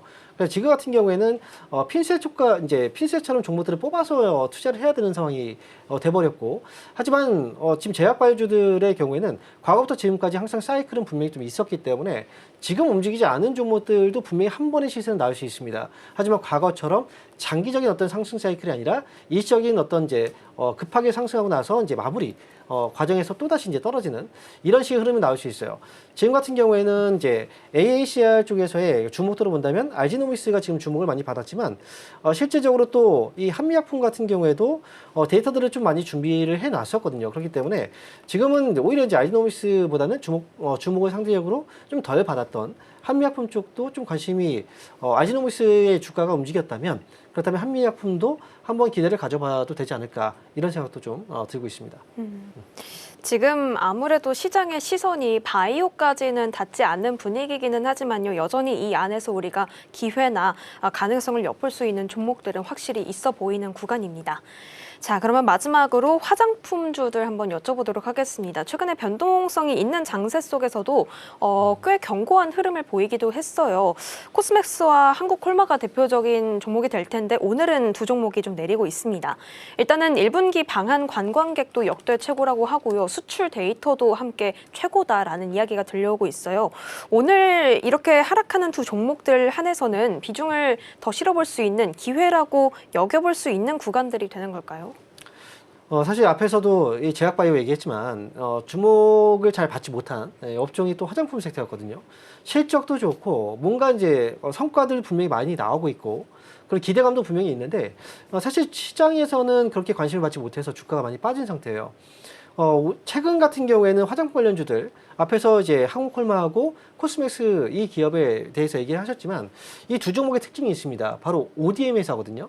화장품 ODM 쪽, 바로 코스맥스하고 이제 한국콜마, 코스메카 코리아. 이 종목들이 최근에 주목을 받는 이유는 결국은 1분기에 대한 실적 모멘텀, 이 기대감이라고 볼 수가 있습니다. 화장품 관련주들이 최근에 해외 쪽으로 많이 이제 진출을 했거든요. 해외 쪽에 진출을 하면서 바로 즉각적인 반응이 올 수 있는 성과는 ODM 쪽이에요. 그래서 바로 생산을 해야 되기 때문에 하지만 이제 그 화장품 브랜드들이 해외 쪽에 진출하고 나서 성과가 나오지 않는다면 결국 이제 이 물량들은 결국 재고로 쌓일 수밖에 없어요. 그래서 지금은 1차적으로 화장품 관련 기업들 중에서는 ODM 쪽이 1분기 실적에 대한 상승 모멘텀이 가장 좀 크고 그리고 성과가 좀 나오게 된다면 화장품 관련주들도 역시 또 반응이 또 빠르게 나오겠죠. 그래서 지금 같은 경우에는 ODM 쪽 위주로 먼저 보시고 화장품 섹터의 경우에는 일단 실적이 좋을 거라는 데이터들이 나오고 있으니까 실적에 대한 모멘텀들이 생길 때 그리고 뉴스화가 되면서 이제 주목을 받기 시작하면 그때 투자해도 저는 늦지 않겠다 이렇게 보고 있습니다. 화장품주 쪽에서는 ODM에 대한 집중도 우리가 높여볼 필요가 있다라고 정리해 주셨습니다. 자, 일단 예상보다 좀 큰 충격을 받아가고 있지는 않은 증시입니다. 하지만 시장이 불안한 터라 전쟁 관련주라던가 보안주 쪽에 수급이 몰리고 있네요. 오후장까지의 흐름들 계속해서 주목해 보시면 좋겠습니다. 스탁포인트는 여기서 마치도록 하겠습니다. SCTV 황민혁 전문가와 함께했습니다. 고맙습니다. 감사합니다.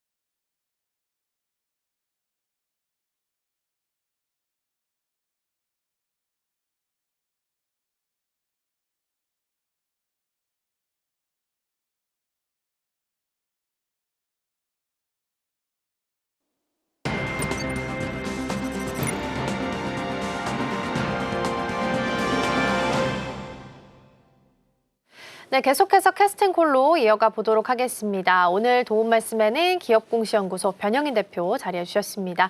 대표님 어서 오세요. 네, 고맙습니다.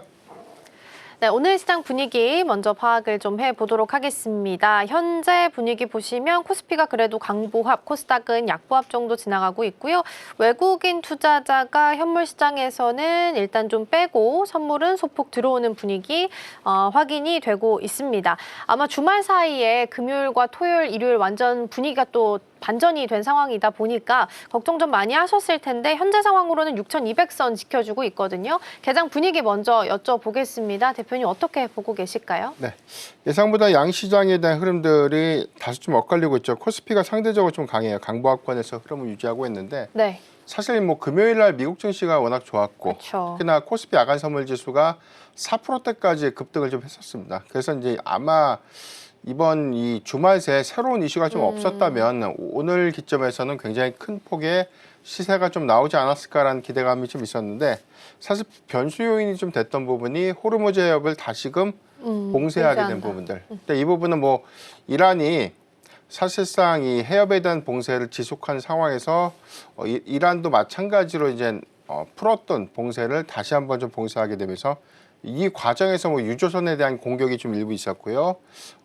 어제 뭐 외신 보도에서는 뭐 미국이 이란 선박에 대한 뭐 납포, 맞아요. 그러니까 제재를 좀 받고 있는 선박에 대해서 납포를 했다 이런 이슈들이 긴장을 좀 다소 좀 고조시키는 그래서 이제 리스크 요인을 좀 작용하고 있지 않나. 지금 미국의 시간의 선물 지수가 한 0.8%대 좀 하락을 하고 있습니다. 오늘 코스피가 상대적으로 좀 견조한 부분들은 금요일 상승분에 대한 일부 내용들을 반영시키는 정도 해석하면 좋을 것 같고요. 다만 이제 큰 폭의 상승보다는 제한적인 상승이 좀 이루어지고 있다라는 좀 차이가 있겠고 여전히 미국과 이란의 2차 휴전회담에 관련된 내용들이 좀 구체화 좀 될 것인가 이 부분에 대한 의견들이 다소 좀 엇갈리고 있죠. 그러니까 통상적으로 보면 파키스탄의 중재 하에서 회담의 개최 여부에 대한 무게감은 높아지는 것은 맞지만 이후에 호르무즈 해협에 대한 봉쇄를 시작으로 해서 다소 좀 긴장의 어떤 수위가 좀 높아졌던 부분들이 전반적인 어떤 투심을 위축시키는 좀 계기가 좀 되고 있지 않나. 다만 우리가 좀 방향성을 봤을 때는 지정한 리스크가 완화될 기미를 보이니까 뭐 S&P 500 지수라든가 나스닥 지수가 사상 최고치를 좀 경신했었고요. 불과 한 일주일 만에 탐욕과 공포의 지수 구간이 극도의 공포 구간에서 좀 벗어났죠. 지금은 탐욕 구간까지 상당히 그 수급 여건들이 좀 많이 완화된 그런 측면들을 좀 고려해 보면 국내 증시의 대입 효과들을 좀 감안해 볼 때 지난 2월 말 뭐 코스피 최고치였던 한 6,300포인트 때는 사실상 좀 경신할 수 있는 어떤 가능성은 좀 높다. 다만 여기서 조금 더 확전의 양상이라든가 이란의 지정한 리스크가 조금 더 장기화될 수 있는 어떤 우려감들이 더 이상 좀 확대되지 않는 그런 전제라면 2차 휴전회담에 관련된 무게감을 좀 주시하면서 오히려 이런 과정에서 주가가 좀 조정받는 그런 구간들은 현재 구간 어닝 시즌이라는 점들을 좀 감안할 때 저는 뭐 충분한 좀 매수의 기회가 좀 될 수 있겠다라고 좀 판단해 보십니다. 네, 일단 분위기는 금요일 시장에 대한 반영분이 어느 정도 일정 부분 나타나는 것 같다라는 말씀을 주셨습니다. 근데 지금 한 8시부터 오전 8시부터 해가지고 계속 속보가 좀 쏟아지고 있습니다. 이란이 뭐 보복한다라고 이야기를 했다가 지금 방금 나온 것까지 보면 이란군이 미국 군함에 드론으로 보복 타격을 한 것으로 일단 이란 통신을 매체를 통해서 좀 나오는 뉴스들이 확인이 되고 있습니다. 유가도 오르고 있어요. 지금 보니까 한 8%까지 시작하자마자 올랐다가 지금은 7%, WTI 지금 7% 오르고요. 브렌트유도 6% 상승세를 현재 시연을 하고 있습니다. 만약에 2차 평화협상이 재개가 되면 오늘 밤 10시로 우리 시간 오늘 밤 10시로 예정이 좀 되어 있는데 협상을 대기하고 있는 자리라서 오늘 시장 대응 전략이 좀 더 복잡할 것 같아요. 대표님 어떤 조언 좀 주실 수 있을까요? 일단 쟁점이 될 수 있는 부분들은 이란이 지금 현재 이 고농축 우라늄에 대해서 다만 이제 이 부분을 완벽하게 미국이 원하는 방향대로 좀 그렇죠. 해줄 것인가. 그 전제로 뭐 호르무즈 해협에 대한 봉쇄를 좀 풀고 이란에 대한 어떤 제재 조치를 좀 완화시키는. 그러니까 통행료에 관련된 징수 부분들은 이전과는 좀 다소 좀 완화된 부분들을 좀 보였기 때문에 이번 협상 과정에서 얼마만큼 세부적으로 좀 진전이 좀 될 수 있는가 이게 좀 중요할 것 같고 속보로 나왔던 뭐 드론에 대한 공격 부분들은 뭐 아무래도 이제 미국이 이란의 제재 조치를 좀 받고 있는 선박에 대해서 납포를 좀 하다 보니까 이에 따른 어떤 형식적인 어떤 보복 조치가 좀 아니었나. 그래서 아직까지는 네. 미국 군함에 이란이 뭐 요격을 해서 좀 성공할 케이스가 없어요. 그 이전에 다 격추가 좀 됐던 점들 좀 감안해 보면 형식적인 어떤 상황이 아니었나. 다만 이제 이런 어떤 이슈가 재차 좀 반복이 되면서 미국도 이란 뭐 본토에 대해서 다시금 좀 공습을 하면서 현재는 휴전인데 휴전 협정을 좀 어기는 모습들에 대한 그런 우려감들이 확대가 좀 되지 않는다면 이 부분은 뭐 크게 좀 확대 해석할 이유는 없다. 다만 이제 휴전회담에 대해서 개최가 좀 열릴 수 있는 부분들, 개최가 좀 돼야 되는 그런 과정에서 오히려 어떤 무력 공습에 관련된 내용들이 확대가 된다면 아마 개최 가능성이 좀 떨어지지 않겠죠. 그런 부분들은 우려스러운 그런 상황인데 이 부분은 조금 더 주시를 좀 해봐야 될 것 같고요. 2차 휴전회담에 관련된 내용들이 각각의 어떤 이 온도차가 굉장히 크죠. 미국 측의 경우에는 뭐 상당한 진전을 이뤘다 이렇게 좀 이야기하고 있고 이란의 경우에는 전혀 협상에 관련된 구체적인 어떤 내용들 없다. 그러니까 이 부분에 대한 공식화들이 계속해서 좀 엇갈리고 있어요. 그래서 가장 그동안 좀 정확했던 내용들을 보면 파키스탄 매체에서 발표됐던 내용들이 비교적 좀 중립적인 어떤 스탠스 안에서 정확했다. 그렇다면 이제 이번 주에 어떤 미국과 이란의 어떤 이 휴전 회담에 대한 어떤 2차 협상들이 재개가 좀 되는 것은 그래도 좀 기정사실화되지 않을까. 그러니까 이 부분이 향후에 어떤 수급적인 관점에서 얼마만큼에 대한 완화를 좀 시켜줄까 이 부분이 좀 중요할 것 같고요. 쟁점이 될 수 있는 부분들은 1차 회담에 이슈가 됐던 부분들이 이번 2차 회담에서 얼마만큼 진전을 좀 이루고 상당한 좀 합의점에 좀 도출을 하느냐 그게 좀 중요할 것 같습니다. 일단 미국 쪽에서는 이제 20일 날 파키스탄에서 2차 협상할 거다. 그래서 가고 있다라고 이야기를 꺼내놨었는데 이란에서 나오는 내용들을 봤을 때는 2차 회담 보도 사실 아니다. 해상을 봉쇄하는 한 협상은 없다라고 선을 좀 그었습니다. 서로 이제 물러서지 않고 있는 상황이고 이란 쪽에서는 실제적으로 만약에 20일 날 열린다 하더라도 참석을 안 하겠다라는 입장이기 때문에 오늘 밤에 내용들 나오는 것들 좀 체크하면서 전략들 좀 보셔야 될 것 같고요. 오후장에서 또 변화가 있을 수도 있으니까 이 부분도 같이 챙겨보시면 좋겠습니다. 외국인이 일단은 현물 시장에서는 모두 빼고 있는 분위기 양시장에서 확인됩니다. 자, 그럼 넘어가서 오늘 시장 안에서 움직이는 테마들 하나씩 열어보도록 하겠습니다. 첫 번째는 조선입니다. 조선보다는 조선 기자재단이 오늘 움직임이 좀 더 강하고요. 특히 그 안에서 지난주 금요일에 있었던 엔진과 관련한 모멘텀들이 좀 있기 때문에 같이 챙겨보도록 하겠습니다. 두 번째 열어보시죠. 두 번째는 전력이고요. 전력 쪽도 전력 원중에서는 오늘이 전선이 좀 더 강하게 움직임 나타납니다. 대한전선 쪽에서 4% 넘게 현재 오름세 시연을 하고 있고요. 마지막 열어보겠습니다. 마지막은 반도체입니다. 반도체 같은 경우에는 반도체 투톱이 오늘은 약간 엇갈리면서 가고 있습니다. 삼성전자가 잠시 숨고르기 들어가는 동안 SK하이닉스는 실적 발표에 대한 기대감 속에 오늘 거의 2% 가까운 상승세가 나타나는데 삼성전기도 끝모르고 계속 좀 달려가고 있어서 시간 허락하면 여기까지 같이 좀 챙겨보도록 하겠고요. 지난주 금요일에 미국 시장에서 양자 암호 쪽이 강했다 보니까 오늘 우리 시장에서도 양자 암호, 보안 이런 쪽 계속 좀 잘 가고 있다라는 부분까지 챙겨드리도록 하겠습니다. 자, 먼저 조선 쪽 열고 전략들 점검해 보겠습니다. 아마 지난주 금요일 돌이켜 생각해 보시면 오후장에 갑자기 엔진주들이 급등을 한 거 기억하실 겁니다. STX 엔진 같은 경우에는 상한가에서 마무리 짓기도 했었죠. 이 바르실라라는 핀란드의 선박 엔진 회사가 있는데 미국 쪽에서 데이터 센터용 엔진으로서 이걸 가져갔다라는 이야기가 나오게 되면서 주목도가 높아졌습니다. 대표님, 그러면 생각지도 못하게 선박 엔진에 갑자기 AI 모멘텀이 붙었어요. 그러면 우리가 여기에는 새로운 밸류를 또 부각을 시켜줄 수 있을지 어떻게 보세요?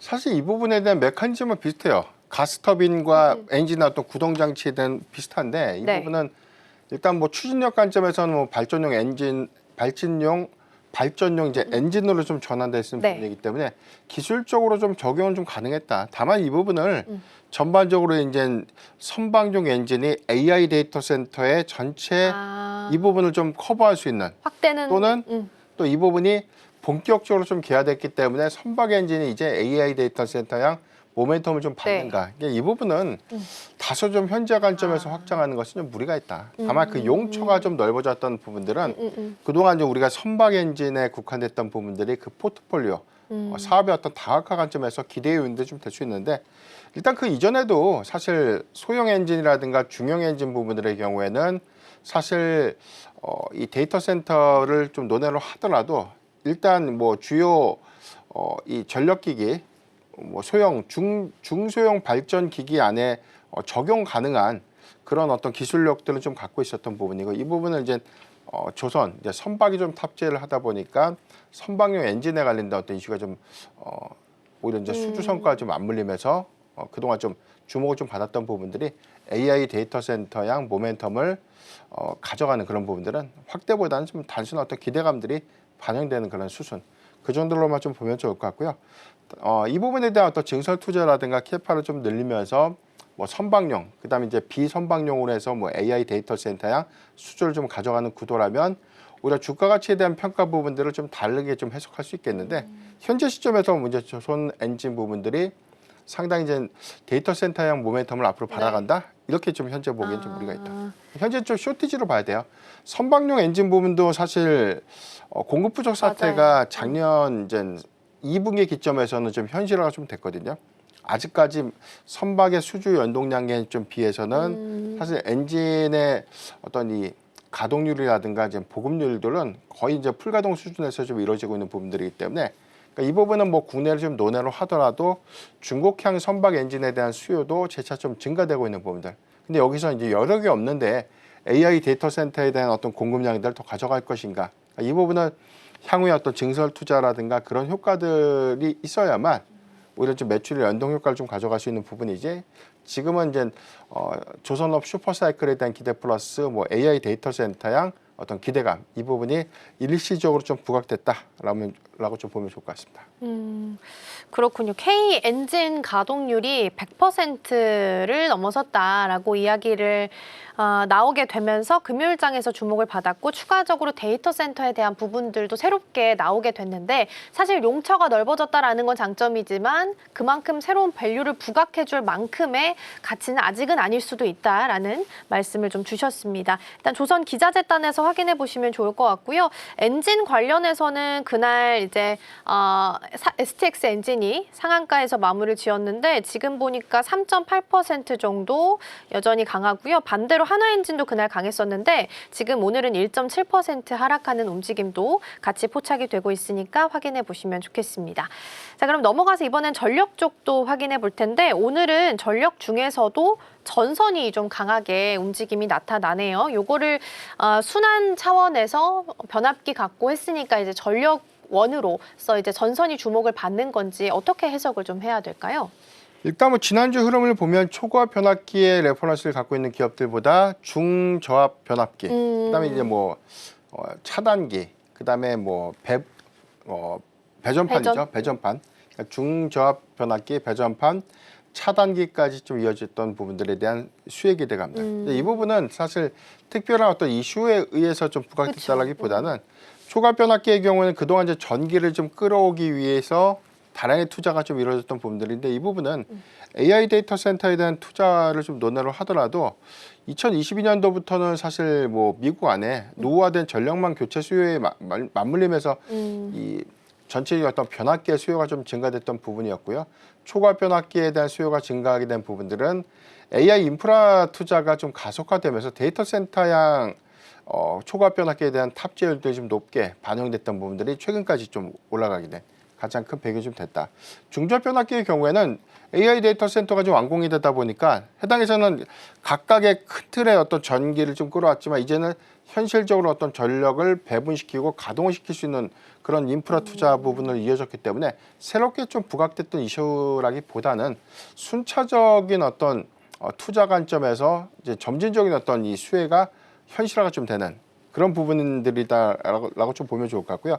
최근에 이제 구리 가격이 좀 상승하다 보니까 전선주 전반적인 업종들에 대한 수익 지표도 일단 이익 기대감들이 좀 커진 부분들, 특히나 전체적인 어떤 이 투자 기조는 ESS 부분에 대한 도입량들을 늘린다고 하더라도 전선에 대한 어떤 도입 수량들은 또 증가될 수밖에 없는 부분들. 그러니까 종국적으로 보면 초고압 변압기에 대한 투자가 늘어나고 있고 데이터 센터에 대한 인프라 투자가 지속된다. 이 부분은 전력 설비, 그다음에 전력 설비에 좀 부과되고 있는 전선주까지에 대한 어떤 이 수혜로 좀 이루어질 수 있는 그런 부분이 아닐까라는 생각이 좀 들고 있고, 다만 이제 실적에 대한 내용들이 재차 좀 제가 이제 전력 설비 기업들보다는 전선주에 대해서 좀 보수적인 시각을 좀 갖고 있던 부분들이 이전과는 좀 다르게 OPM이 좀 낮아요.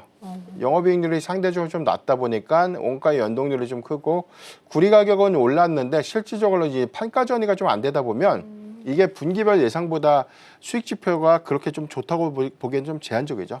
가격 상승 부분만큼 올려서 판가 전이를 통해서 이익 부분들을 좀 상쇄시키거나 이익을 좀 증가시키면서 좀 반영시키는 그런 부분들이 실적 기대감으로 좀 작용을 해야 되는데 실질적으로 어떤 구리 가격의 어떤 상승 기조와는 좀 다르게 지난 뭐 한 3분기에서 4분기 이어졌던 실적 기조를 봤을 때는 예상보다는 그 이익 기업폭이 그렇게 좀 크지 않았다. 그래서 이제 이번에 1분기 실적을 좀 기점으로 봤을 때 다만 이제 구리 가격의 상승분에 대한 연동을 얼마만큼 이익으로 좀 반영시킬 수 있는지 여부가 좀 중요할 것이기 때문에 1분기 실적이 만약에 시장의 기대치를 좀 충족시키거나 또는 이제 상회한다면 2분기에 대해서는 어떤 새로운 어떤 진입 관점에서 기대 요인들이 좀 될 수 있는데 만약에 이번 1분기에도 4분기와 좀 유사한 정도의 이익률을 좀 가져간다면 이 부분에 대한 가치 반영을 막연한 기대감을 좀 더 부여하기에는 다소 좀 무리가 있지 않나 보고 있습니다.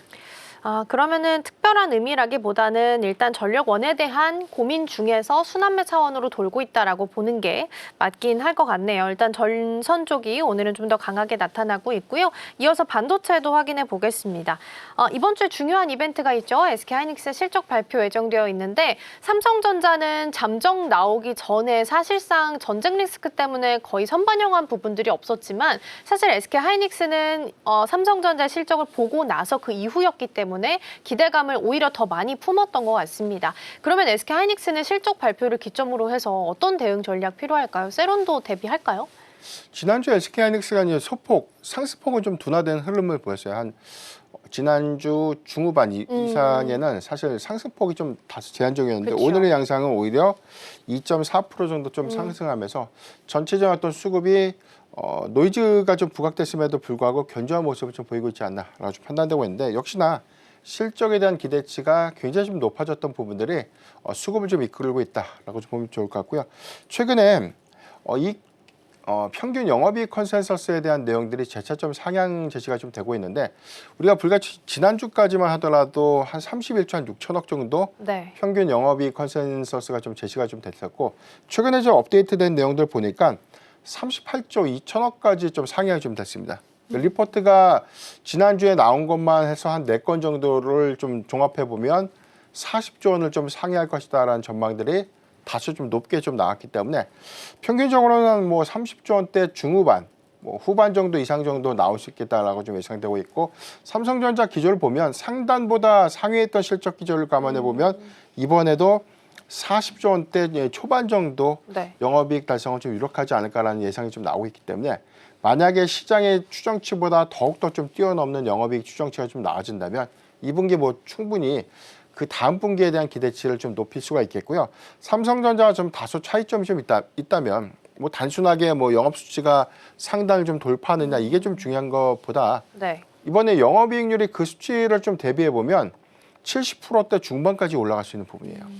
그러니까 영업이익률이 70%대 중반이고 세부적으로 보면 지금 디램의 평균 영업이익률을 일부 품목에 대해서 한 80%대까지 나오지 않을까라는 예상이 좀 나오고 있기 때문에 전사 영업이익률은 한 70%대 한 초중반 정도 우리가 좀 기대해 볼 수 있겠고 개별적으로는 이제 디램의 평균 영업이익률은 80%대를 좀 상회하게 된다면 이 부분은 엔비디아의 수익 지표보다 더 뛰어넘는 그런 양호한 어떤 이 수익성이 2분기까지 좀 이어진다. 그렇다면 이제 주가의 가치가 좀 달라져야죠. 마이크론과 좀 대비했을 때 상당한 어떤 퍼에 대한 어떤 부여 가치가 좀 더 크게 좀 반영이 좀 돼야 될 것 같고 지금 ADR 상장 관련된 이슈가 한 6월에서 7월 정도 이야기 좀 나오고 있습니다. 아직 구체화된 내용은 아니지만 시장이 좀 보고 있는 부분들이 한 7월 말까지는 좀 상장이 좀 되지 않을까. 그렇다면 이익 지표가 2분기까지 유지가 되는 구간. 그렇다면 우리가 8월 초에 2분기 실적 발표가 있죠. 그 수익 지표에 대한 기대감들이 좀 반영되면 ADR 증서 상장 이슈의 오히려 주가 반영 폭들은 외인 중심의 수급을 상당히 이끌 수 있는 배경이 좀 될 수 있다라고 볼 수 있기 때문에 이 부분은 충분한 좀 기대 요인들 좀 될 수 있겠고 연간 영업이익 추정치가 251조 정도로 좀 제시가 좀 됐어요. 이 부분은 지난 뭐 180조에서 190조, 지금 200조 초반에서 200조 중반까지 좀 상향되었기 때문에 2분기 가격 상승 기조가 이제 3분기, 4분기까지 상향 유지가 좀 된다면 충분히 좀 근거 없는 전망은 좀 아니다. 네. 이렇게 좀 보고 있고 일단 이런 기대치가 올해와 이제 내년까지 좀 이어진다는 전제가 명확해진다면 뭐 이에 따른 어떤 추가적인 가치 반영 부분들은 충분히 현재 구간에 대한 현재 주가 구간에서도 더 부연은 좀 필요하지 않을까. 다만 너무나 이제 실적 기대치가 좀 높아졌기 때문에 이 부분이 추정치를 소폭 좀 하회한다. 그렇다면 이제 세론이 좀 나올 수 있죠. 네네. 다만 그 수치의 어떤 큰 틀이 크게 벗어나지 않는 실적이 아니라면 이 부분을 노이즈를 좀 볼 필요는 없다라고 좀 보고 있고요. 오히려 세론으로 인해서 현실화된 뭐 주가의 어떤 변동폭들이 최소 한 5% 이상 정도 하락을 좀 한다. 그렇다면 좀 그 부분은 매수의 기회로 좀 활용해 볼 수 있지 않나라고 좀 보고 있습니다. 네, 그럼 가장 중요한 기점은 일단 SK 하이닉스의 실적 발표가 나오는 23일 목요일이 될 수 있겠네요. 이때의 흐름줄 같이 좀 봐야 될 것 같고요. 일단 기대감이 워낙 좀 선반영이 되고 있는 상태인 것 같긴 합니다. 삼성전자는 이후에 주가가 계속 한 20만 원에서 21만 원 사이 왔다 갔다 하고 있긴 한데 SK 하이닉스가 오히려 기대감을 더 많이 품어가면서 115만 원까지 지금 터치가 나온 상황입니다.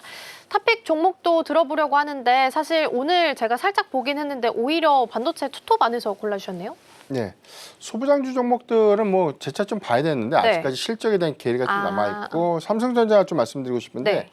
SK하이닉스가 일단 120만 원대 좀 근접한 흐름들, 52주 고가에 대한 흐름이 지난주부터 연속해서 좀 나오고 있고 삼성전자의 경우에는 22만 원대에 대한 이 매물 비율이 좀 그거 높지는 진짜 안 않은데 되는 거 맞아요. 이상하게 해당되는 구간이 좀 버겁다. 그렇게 좀 느껴지는 투자자분들이 좀 많을 거예요. 이 맞아요. 부분은 사실 삼성전자의 개별적인 어떤 종목 이슈보다는 사실 아무래도 이제 시총 1위 종목이다 보니까 전체적으로 어떤 코스피의 어떤 지수 연동 효과 좀 크게 반영되고 있는 부분들, 전반적으로 이제 매크로라든가 지정학 리스크에 조금 더 예민하게 좀 반영될 수 있는 부분들. 그러니까 외인 어떤 수급 기조와 상관관계가 좀 크다 보니까 아무래도 이런 부분들은 개별적인 어떤 펀드에 관련된 영향들보다는 네. 이러한 지정학 리스크에 관련된 영향이 가장 크게 좀 작용하고 있지 않나라고 보고 있기 때문에 사실 이 부분도 좀 저는 시간 문제라고 봅니다. 그러니까 이 부분은 리스크 헤지 관점에서 미국과 이란의 일단 2차 회담에 대한 어떤 긍정적인 어떤 성과가 구체화가 좀 된다면 삼성전자 역시 충분히 22만 원대를 좀 상회할 수 있는 이전 고가를 충분하게 경신할 수 있는 흐름들은 충분히 좀 예상해 볼 수 있다고 보고 있고 확정 실적 발표에서 좀 기대 포인트가 좀 되는 부분들은 LTA 계약이죠. 네. 그러니까 장기 공급 계약들을 체결할 수 있는가. 그렇다면 우리가 단발성으로 2020년도 반짝 상승하고 2027년도에서는 다소 정체된 흐름에서 상승 유지를 좀 해줄 것인가 아니면 장기 공급 계약을 통해서 안정적인 어떤 수익 지표를 좀 기반으로 해서 올해와 내년 내후년까지 이익 증가 기조를 좀 가져갈 것인가 이 부분이 중요할 것이기 때문에 무게감 관점에서는 LTA 계약이 뭐 삼성전자나 SK하이닉스 모두 다 유력한 그런 상황이라는 점들을 감안해 보면 이번 이 컨퍼런스 콜에서 해당되는 어떤 방향성이라든가 구체화된 내용들을 주목해 볼 필요가 있지 않나라고 좀 판단하고 있습니다. 그러니까 말씀해 주신 것처럼 그 22만 원 선을 뚫기가 참 어려운 것 같습니다. 그래도 SK하이닉스는 본인의 전고를 뚫어냈지만 삼성전자는 이만큼의 좋은 실적을 내고서도 지금 겨우 20에서 21만 원 이렇게 한 단계 올라온 거거든요. 그래서 전고까지는 아직까지는 살짝 좀 폭이 좀 남아있기 때문에 앞으로의 흐름 좀 지켜보도록 하겠고요. 오늘은 외국인 쪽에서는 지금 삼성전자랑 하이닉스를 모두 일단은 매도하는 상단 리스트에 올라와 있는 부분들은 확인이 되고 있습니다. 자, 이렇게 해서 개장 분위기 잘 살펴봤고요. 대표님과는 여기서 인사 나누겠습니다. 오늘 말씀 고맙습니다. 네, 계속해서 우리 시장 어떻게 흘러가고 있는지 확인해 보겠습니다. 시황센터 연결합니다. 서수진 앵커. 네, 시각 시황센터입니다. 학습 효과는 정말 무섭습니다. 몇 달째 전쟁에 대한, 종전에 대한 이야기, 혹은 또 휴전에 대한 이야기, 다시금 전쟁이 재개될 것이다라는 이야기까지 계속해서 반복해지면서 시장은 오히려 위기가 기회다라는 이 학습 효과가 생긴 것 같습니다. 미국과 이란의 협상이 잘 진행되지 않았고 방금 전 들려온 소식으로는 미국이 이란에 다시 한번 포격을 가했다라는 소식까지 전해졌음에도 불구하고 시장은 그래도 버텨주는 분위기 분위기인데요. 이번 주 주요 기업들의 1분기 실적 발표가 예정이 되어 있는 만큼 지금의 조정을 기회로 봐야 할까요? 지금의 시장 분위기 한번 살펴보도록 하겠습니다. 먼저 코스피 코스닥 하락 출발했던 이 지수들이 다시금 상승 전환한 모습 체크되고 있습니다. 코스피가 0.41% 강세, 코스닥은 0.34% 강세 보이면서 1174선에 거래되고 있습니다. 그렇다면 수급 상황 한번 살펴보겠습니다. 먼저 코스피 수급입니다. 현재 외국인만 지금 매도 우위 보여주고 있네요. 2,600억 원가량 매도 우위 보여주고 있고 기관 쪽에서 수급이 1,100억 원가량 들어오고 있습니다. 그리고 개인도 1,290억 원가량 담고 있으면서 이 코스피의 지수를 단단히 받쳐주고 있는 모습입니다. 다음으로 코스닥의 매매 동향도 확인해 보겠습니다. 외국인과 기관의 메이저 주체들의 쌍끌이 매도세가 돋보이는데요. 일단 외국인이 795억 원, 기관이 718억 원 벌고 있습니다. 그리고 개인만이 1,500억 원가량 매수 우위 보여주고 있는데 그래서일까요? 지금 코스닥이 코스피보다는 조금 더 조정이 나오고 있다는 부분 체크해야 되겠습니다. 네, 이어서 업종별 흐름도 살펴보겠습니다. 먼저 코스피입니다. 현재 기계 쪽에서 2.2% 강한 탄력 보여주고 있는데요. 특히 이 안에서 두산 에너빌리티가 오늘 강세 보이고 있습니다. 그리고 종이 목재, 이따금 다시 한번 전쟁에 대한 불안감이 나올 때마다 종이 목재 쪽에서 수급이 들어오고 있습니다. 1.2% 강세 나타나고 있고요. 섬유 의복 쪽에서도 전기, 전자, 그리고 제조업, 철강 및 금속까지 빨간불 들어와 있습니다. 이어서 하락하는 코스피 업종도 만나보겠습니다. 네, 지금 의료 정밀 쪽에서 1.5%가량 빠지고 있고요. 전기, 가스업 1.3% 약세, 통신업 쪽에서 오늘 1.2% 파란불 들어와 있고 오늘 재건에 대한 기대감이 조금 사라지게 되면서 건설업도 부진한 모습입니다. 1% 약세, 증권과 보험 쪽에서도 밀리고 있는 모습 체크되고 있습니다. 네, 이어서 코스닥 업종도 확인해 보겠습니다. 먼저 상승하는 업종입니다. 기타 서비스에서 2% 강세 보여주고 있고요. 기타 제조 쪽에서도 1.7% 상승불 들어와 있습니다. 그리고 유통 쪽에서 0.46% 빨간불이 들어와 있는데요. 삼천리 자전거가 이 안에서 상한가를 달성했습니다. 이전에 상패에 대한 논란이 있었는데 오늘 거래 재개 첫날이거든요. 그러면서 상한가 달성했다라는 소식 전해드리겠습니다. 일반 전기전자에서 0.39%, 기계장비, 운송까지 현재 강보합권의 거래 진행되고 있습니다. 그렇다면 하락하는 업종도 만나보겠습니다. 네, 현재 비금속 쪽에서 거의 3.4% 약세 보여주고 있고요. 출판, 매체, 복제가 1.32%, 섬유, 의료 사실 코스피에서는 상승했었는데 여기서는 하락하고 있는 움직임 체크되고 있고요. 의료, 정밀기기, 금속, 운송장비, 부품까지 파란불 들어와 있습니다. 그렇다면 코스피 거래대금 상위 종목들의 움직임 확인해 보겠습니다. 반도체 투톱의 움직임이 오늘은 엇갈리고 있습니다. SK하이닉스에서 거의 2%대 상승불 들어와 있고요. 삼성전자에서는 현재 0.69% 약보합권에 거래되고 있습니다. SK하이닉스는 방금 전 들려왔던 소식들 중에서요. 이 엔비디아 베라루빈에 최적화되어 있는 소캠2, 이 192GB의 본격 양산 소식이 나오게 됐습니다. 그러면서 오늘 장에서 그래도 흐름을 좀 이끌어주고 있고요. 반면에 삼성전자는 조금은 부진한 모습 보여주면서 현재 21만 원 선 거래되고 있다는 점 체크가 되고 있습니다. 그리고 오늘 전선주의 활약이 돋보입니다. 특히 대한전선 4.5%대 강세 보여주고 있는데요. AI 데이터 센터에 대한 기대감과 함께 이번에 북미와 유럽 시장에 또 노후화된 전력망 교체 수요까지 나타나게 되면서 전선 쪽에서의 수급 계속해서 들어오고 있습니다. 그리고 두산 에너빌리티 현재 4.33% 강세 보여주고 있는데요. 미국 시장에서 SMR에 대한 기대감이 커지게 되면서 오늘 장에서도 탄력 보여주고 있습니다. 어느덧 11만 빌리티가 된 두산 에너빌리티입니다. 그리고 대우건설 역시 건설주는 조금 부진하죠. 1%가량 빠지게 되면서 28,000원 선에 현재 거래되고 있습니다. 코스닥의 거래대금 상위 움직임 확인해 보겠습니다. 네, 현재 코스닥 안에서는요, 광통신 쪽 그리고 양자 보안 쪽의 움직임이 강하게 나타나고 있습니다. 일단 광통신 쪽이라고 한다면 빛과 전자 그리고 대한광통신이 해당이 되겠는데요. 빛과 전자 쪽에서 15%의 강세 정도 나타나고 있고 대한광통신도 1.48%대 강세 보여주고 있지만 지금 윗꼬리를 달고 조금 내려왔다는 점 체크해야 되겠습니다. 그리고 양자 보안 쪽 움직임은요, 엑스게이트 그리고 K가 있겠는데요. 현재 X게이트 쪽으로 조금 더 수급이 몰려들고 있습니다. 26% 강세 보여주고 있고 ICTK도 사실 장 초반에는 조금 등락을 오가다가 현재 13%까지 상승 탄력 나타나고 있습니다. 우리기술도 오늘은 1.33% 강세 움직임 체크되고 있습니다. 이어서 코스피 상위의 시총 상위 움직임도 확인해 보도록 하겠습니다. 1위부터 6위입니다. 혼조세 나타나고 있는데요. 그동안 피지컬 AI에 대한 기대감으로 올랐던 현대차 1.12% 빠지고 있고요. 오늘 2차 전지에 대한 수급은 들어와주고 있습니다. LG 에너지 솔루션 2.63% 강세 보여주고 있습니다. 7위부터 12위의 움직임도 확인해 보겠습니다. 네, 일단 삼성 바이오로직스 지금 미국 암학회에서 CDMO 업체 관련해서 지금 학회를 열고 있는데요. 0.25% 기대감 받아가고 있고요. 오늘 전쟁에 대한 불안감 때문인지 방산 쪽으로 수급이 들어와주고 있습니다. 한화 에어로스페이스 0.98% 강세, 다만 8위 자리까지 떨어졌다는 점 체크하셔야 되겠습니다. 그리고 KB금융 23일에 실적 발표가 예정돼 있는데요. 일단 지금 강보합권에 위치해 있고요. HD현대중공업 살펴보겠습니다. 해군 MRO 사업이 추가 수주 소식이 나오게 되면서 올해 들어서만 3건의 수주가 나타났다라는 긍정적인 소식 나왔는데요. 현재 2% 가까운 탄력세 보여주고 있습니다. 그렇다면 코스닥에서의 시총 상위 움직임도 만나보겠습니다. 1위부터 6위입니다.